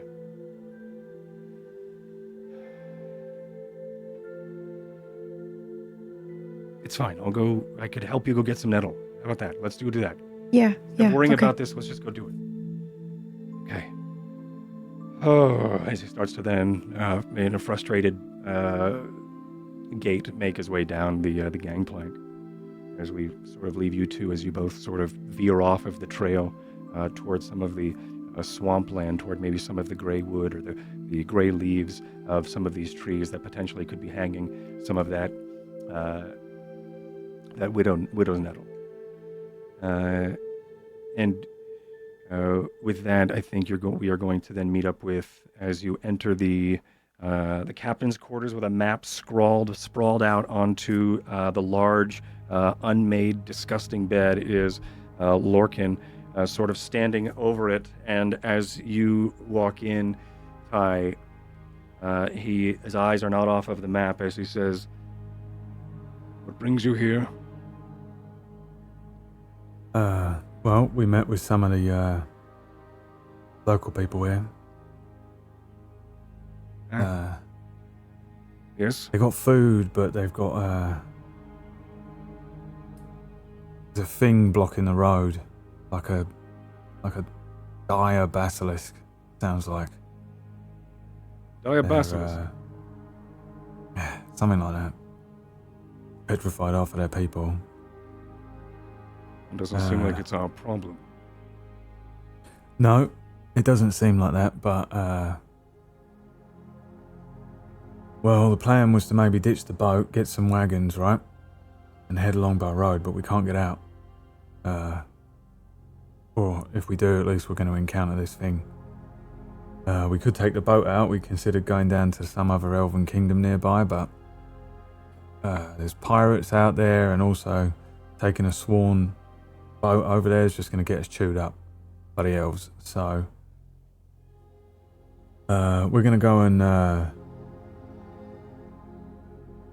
kill the fucking basilisk. Clear the path. You sure?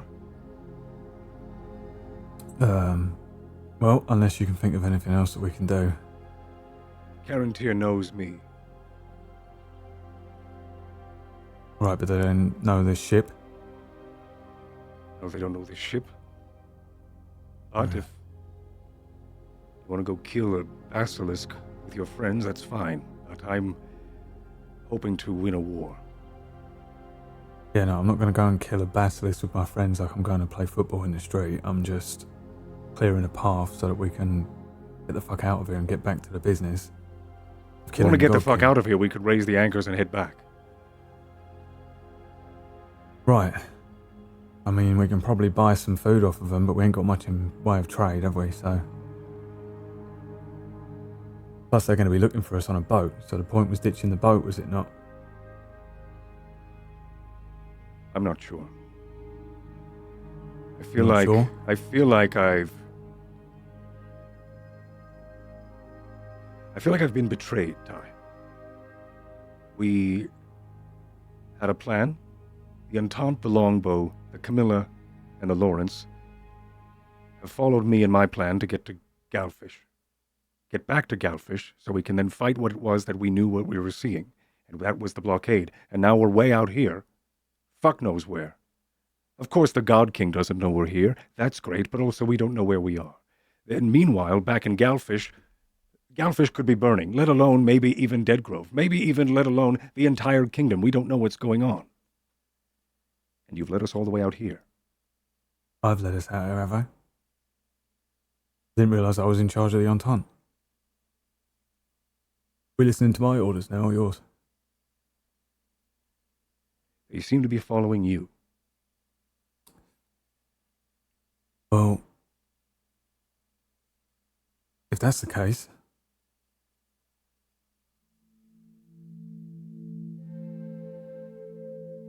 we got a new plan, haven't we? Kill the fucking thing, get on the wagons, get over there as fast as we can. Sneak attack.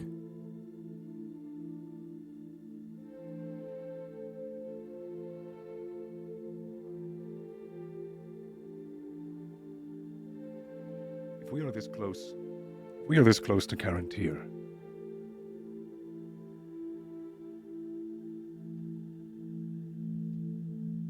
we should just go to Carantir. Why? They know me. Right? They're not going to kill me. Okay, but And they Come on. won't kill you. They know that I'm on my way. yeah, but for what purpose though? Or to get a load of wagons, we can get them from here. We just need to clear the road. Still gonna have to come back through here. Right. And we'll clear the We've got to road. ditch the ships. How many men Yeah. are you going to lose clearing this road? Eh? Those are troops. Those are soldiers. Those are pieces. Right? You go and do it then. That disposable. No, Okay. I'm not. And I think we both know that. You sure about that? Because it doesn't seem like you've got a plan and you ain't said anything of use for days. And what was your plan before all this anyway? My plan. We did the fucking mine over.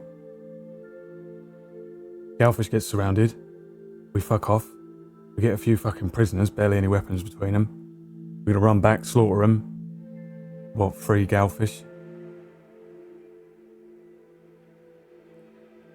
My plan was that we were going to then go back to Galfish and retake Galfish like we always have. My plan with you has been exactly what I have expected until now, until Stormford.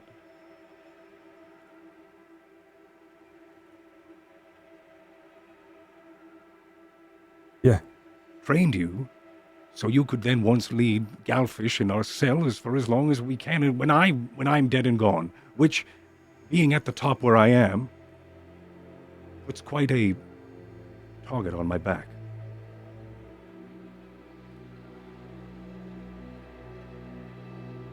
Okay. So, I've spent the last couple of days quiet. I wanted to see if you were ready and you knew what you're doing, but here the fuck we are. I'm trying right now. I've been staring at this map for the last day or two, trying to figure out how to clean up your mess. It seems like you're not ready. my mess. Like you said, I'm not ready. But, you could have said no. You could have said, well, that's the plan you come up with, Ty. It's not good enough. Send the boat onto Galfish, but you didn't. You went along with it. So here we are. So it was your plan. It was your plan to train me, and you failed.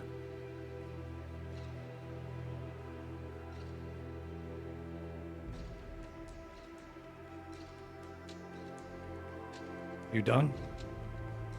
No. No, I fucking ain't. I picked up a fucking knife the other day. It was a fucking magic thing, filled with the blood and memories of all these people it's cut down.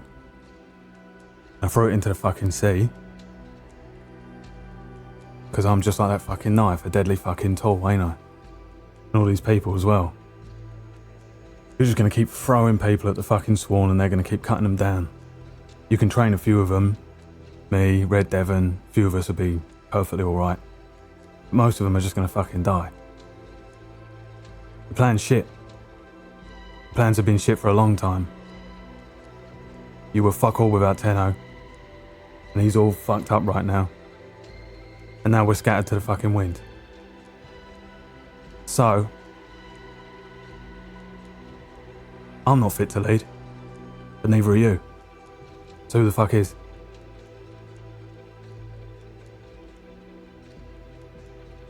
I think you see at this moment.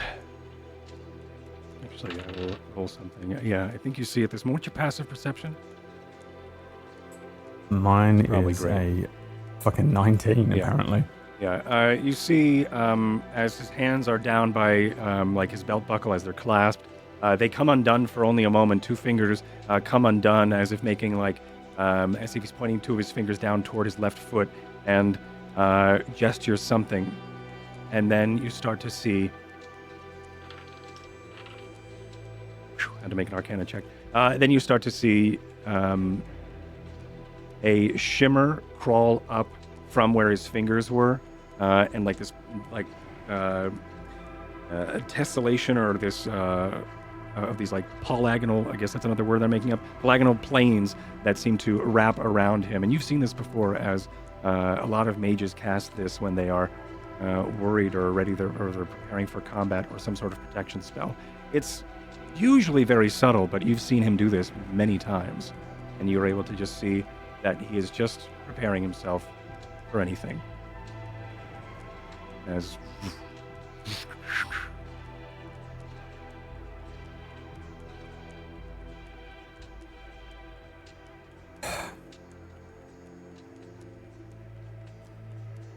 I don't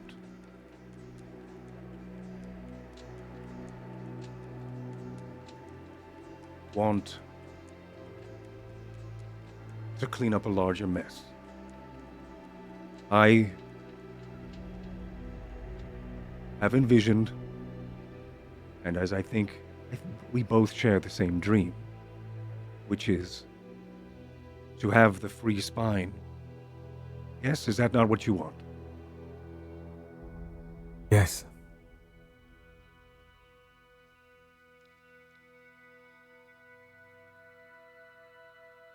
Then we both can agree that a war takes soldiers and a war takes casualties, and history is written in blood. Yes? Yes.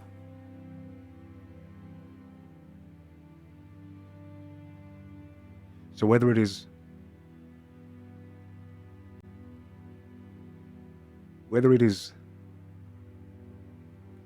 the knife you are holding belongs to me or belongs to the God King,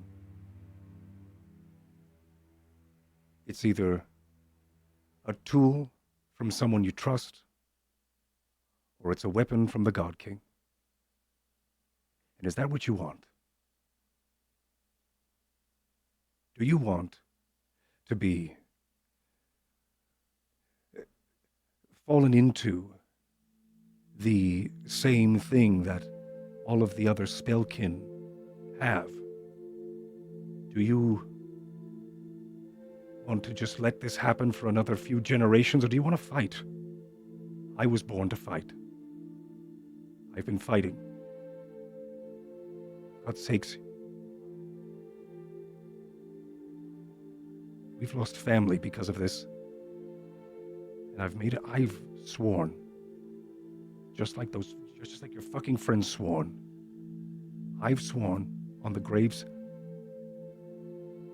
of our relatives, our family,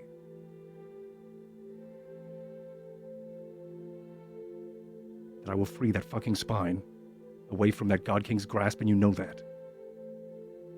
And if you believe the same thing that I do, and you're here with me,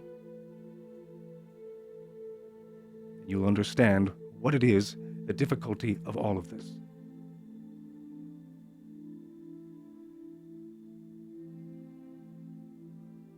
It's not a game.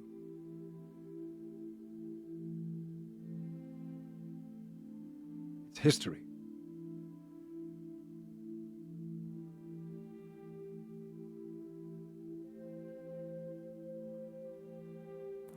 We want the same thing. But it is a game. That's why you're referring to people as pieces. When did I And say no. that? I wasn't born into this. I was conscripted into it. I was forced into it. I was born as your nephew, not as a soldier. Wars need soldiers, wars need blood. There's other ways, though. We can do it without spilling endless amounts of blood. They're winning because of their fucking propaganda. We ain't got shit. Your way's not working.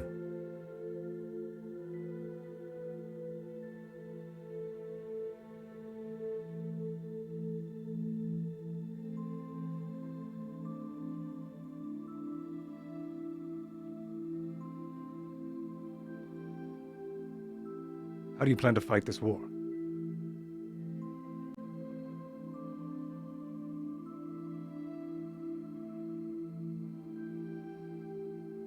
I'm gonna fight him at his own game, the God King. Weaken him from the outside, weaken the propaganda, weaken the structure of his kingdom.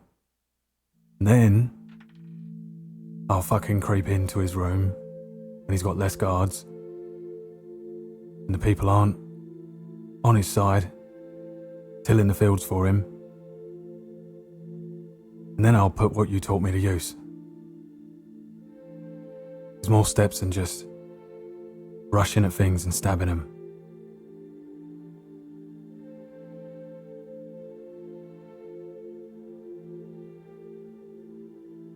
Make me persuasion.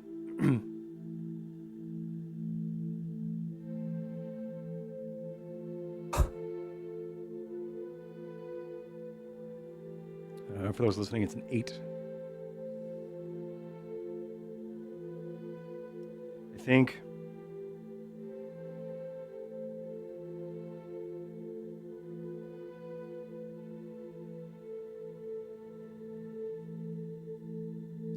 I think at this moment, there isn't a word that is exchanged after. He pushes past you and walks out the door, down the gangplank. Before he does, though, he rolls the map up, tucks it under his arm, and then walks out the captain's quarters, leaving you in this dreadful silence.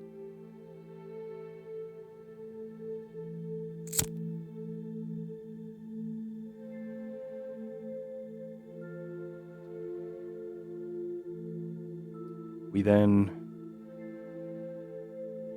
open up over during a feast that is happening. Smith, I believe you went to go get some information about a basilisk. Correct? That's right. So I would have been looking for any information on these basilisks that I could get. Okay. As you make your way through, there is a large amount of people. There is a large amount of people eating food here, enjoying the area, and the.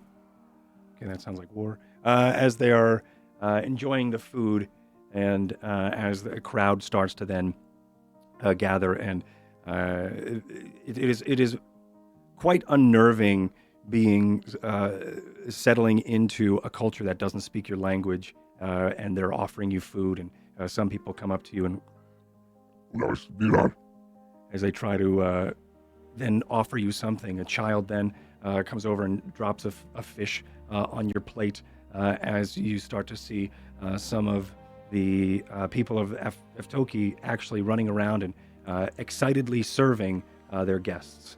Some fish are butterflies splayed open with the various spices, large flakes of some sort of seasoning across them as your utensils are stabbed into keeping the butterfly of this, or the butterfly cut of this fish open as they are stabbed into the block of wood that are meant for eating. As these, you see that this food is then placed in front of various people. You do see also Garmatug in his robes that have various dangling shells on them, going around and sort of doing a very like a jolly mayoral thing, right? He's saying hello to the locale and some of his friends and family, and also pointing over toward you and explaining the guests, you would assume, considering he is speaking all in the Orc tongue. But he does at some point break off and make his way over toward you. Are you enjoying it? What? Your food, Oh. you have barely touched it. Sorry, yeah. I just kind of grab it and bite the head off. Great. Good. You mind? As he sort of gestures towards sitting next to you. You're home. Yes, well, it's your space. And he pushes, he then thanks you and grabs his robes, tucks it under him as he then sits next to you.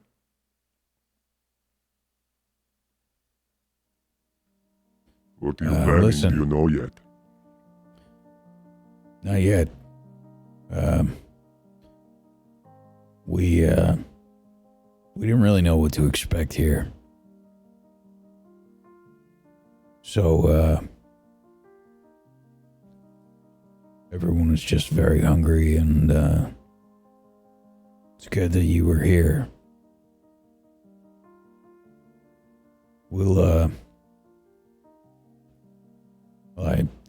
I'm just trying to figure out whatever I can about these basilisks, I guess. Get as much information as I can. So when you're done, if you have any time, you help me go around to any of the people here that have run into them before. Yeah, I will. I've already spoken to a couple because I knew that you would probably be interested. So, the information I have learned is that usually they travel in solo. They travel not in a pack. They are solo hunters. They are very slow and lazy as a creature, which is pretty good if you want to be a hunter. Those who are hunting the basilisk usually use one of our many metals, the axes. This is why. You see, then there's a large, at the first time you see maybe an axe presented to you here, as the large, it's about the size of a hand axe, but the blade is large enough that it then could wrap around and just gently kiss the butt end or the pommel or wherever the rest of the handle. It does bend downward. It does have a cleaver sort of squarish top as it arcs down, but that's not the most prominent thing or feature about this axe, as it does look foreign from anything made from Evervale. But the way that this is brought out is, and I think he doesn't whip it out of anywhere. He goes and grabs it off of and borrows it from one of the hunters nearby, and he shows you that it is polished extremely well. Whether what abrasive they've used, but they have this. It has a mirrored finish to it, almost as if these blades are what is used to help hunt these creatures. And he does say, many of the hunters have been using these for when they spot or see something they think, they would then look into this. Usually, why would they look into that? Why wouldn't they just look at the basilisk? Right. Well, that is if they look at the basilisk, then that is when, usually out of panic, that is when you are thrown off guard, and you will then become stone-ridden. But wait a minute. Yes. You're saying if we look at these things, that's when this happens? Yes, basilisk. There is So how do you hunt them? You close your eyes? No, we look into the axe here. We use the image, what you like see. A mirror? Yes, like a mirror. Yes, like a mirror. We will look and use that. Why, what? Well, that makes things a lot more difficult, doesn't it? We have to get up close and personal, most likely. Trying to aim with any sort of ranged weapons is going to be difficult. I was hoping we could pick this thing off from far away, or the smaller ones, or whatever. No. You trapping? You could trap. A lot of trappers will take a good. It's usually the traps. The traps of the failed trappers, the ones who do not kill their prey, are the ones who fall ill to being stone-ridden. Right. All right, well, that's good to know, I guess. Right. Unfortunately, we have a couple of these axes left from the fallen. But we do wish to bring them back. They are family the family would want them. But being used for such a thing would then bring a good memory for those who've fallen to it. Right. Well, I suppose take whatever help we can get. Right. But And I'll have to talk this over with everybody, and yes, we still have to make some sort of decision. of course, take your time. We have food. Eat up. Keep eating. Enjoy. Yeah, right. Just sort of. Yeah. I'm not really trying to be, Yeah, just delicate or. Mm-hmm. Yeah, as he sort of leaves. I'm a soldier, and I usually eat out, in the middle of nowhere, and probably disgusting, and it's all over my face. Yeah, and you sit there for a moment, and you take in Eftoki as there are these large, looks like these large drums that have been turned over. There's hide on one side, but a string instrument is being plucked and played. Their fingers of these orcs are sliding up and down some sort of neck of this instrument, creating this whine that is quite interesting to hear in this sort of new place that you are, this location of Eftoki, and also the chattering of the large crowd around you, just speaking in Orcish. Some are even speaking in some sort of melody, as some erupt in some sort of song that sort of sounds a lot like. There's a lot of low drone dissonant sounds in this guttural singing, and you look over to see and to start pinpointing where a lot of this song is coming from, and it looks like it's coming from a fair amount of weeping townsfolk as this song starts to erupt, and what started out as like a cheery song starts to then turn into a song that you would only assume of mourning. There's a definite contrast of the happy prisoners that are now eating and enjoying the food with this good company. But there are several singing groups and cliques of these Eftokians that are consoling one another in song, as just this whining of this local music plays as you continue eating. And that Probably eat rather quickly. Mm-hmm. And I'll just kind of spend some time and look at how they're handling things. I imagine that I understand that this is probably something about their death rituals.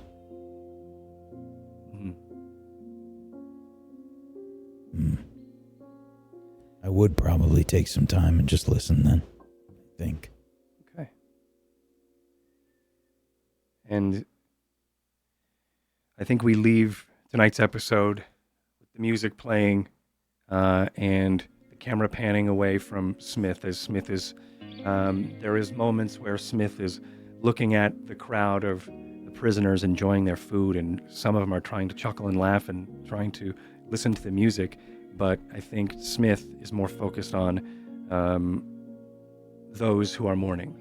And as these hums of dissonant, guttural cries start to wail into space and start to echo off of the stones of this old dwarven fort, that is where we call the episode tonight.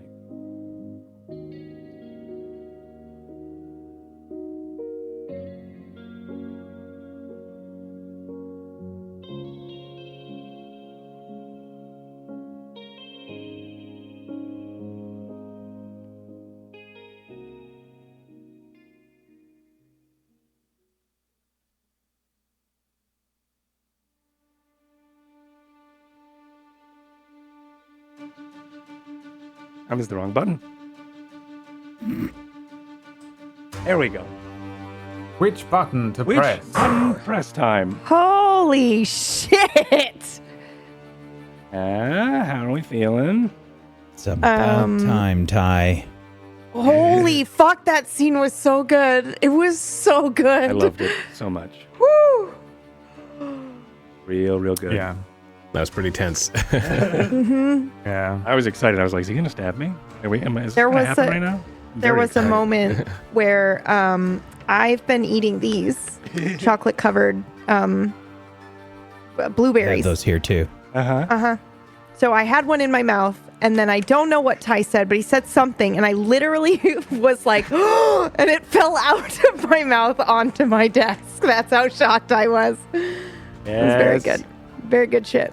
Hell yeah, it was awesome. I really enjoyed today. I really enjoyed that scene. Thank you, Brad. Let's go around and talk about ourselves and shout ourselves out and stuff, which a lot of people don't like to do, including myself. But we're going to start off with Brad. Brad, enjoy the discomfort.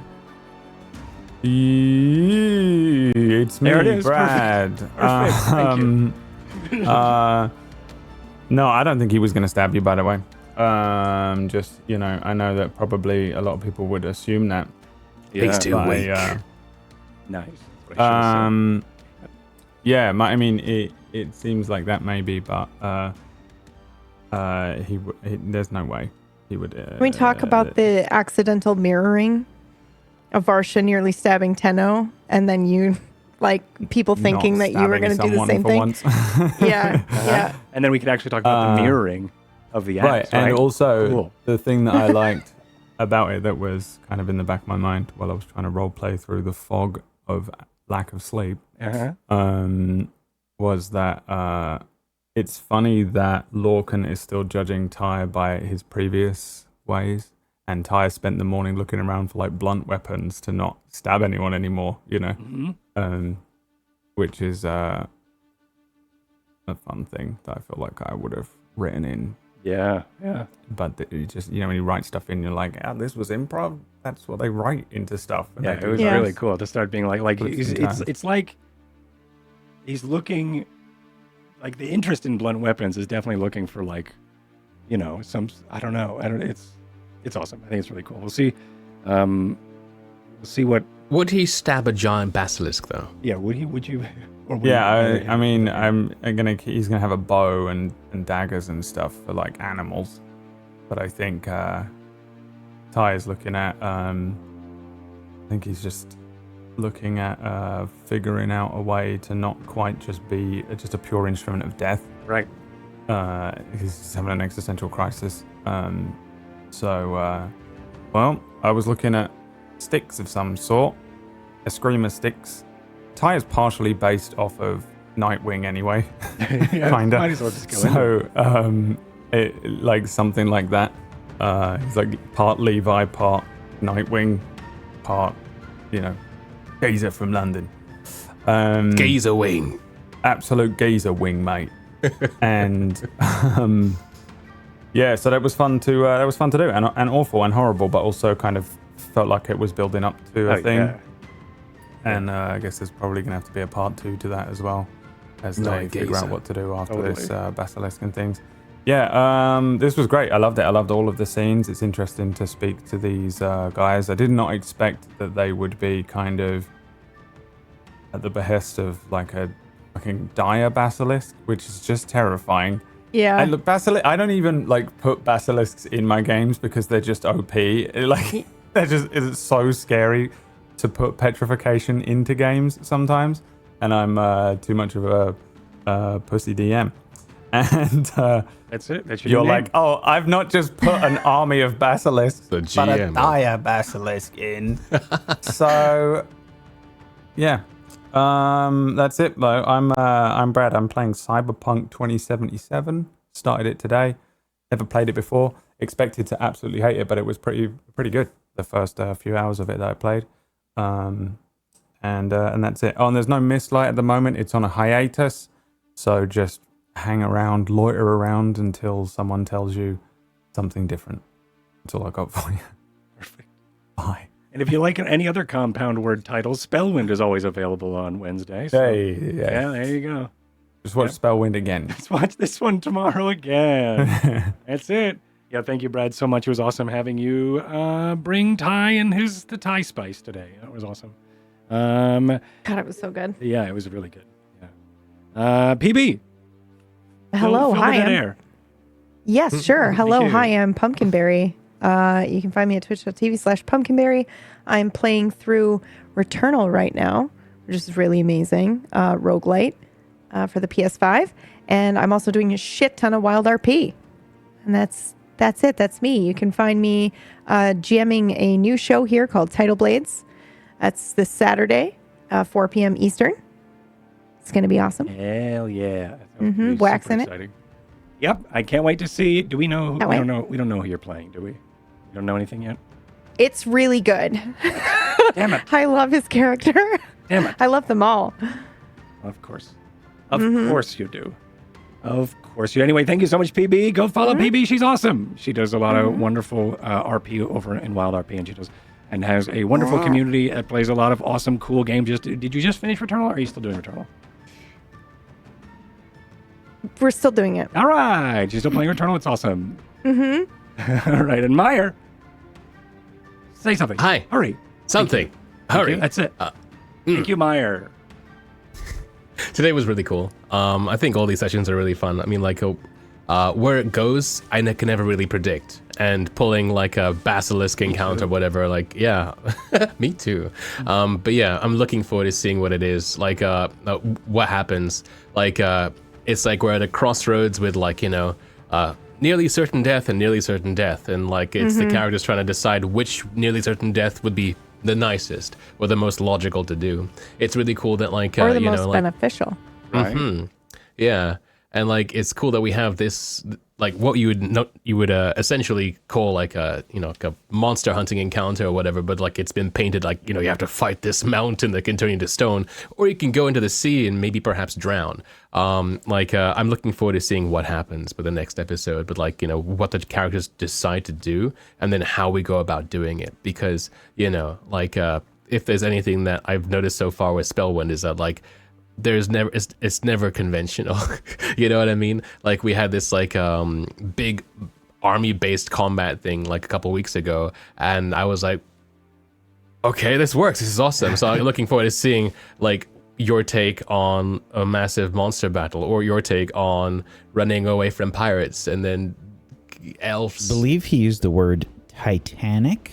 I So like, did. I expect the basilisk to Which is my play new like rebrand, a really by the bad way. recorder.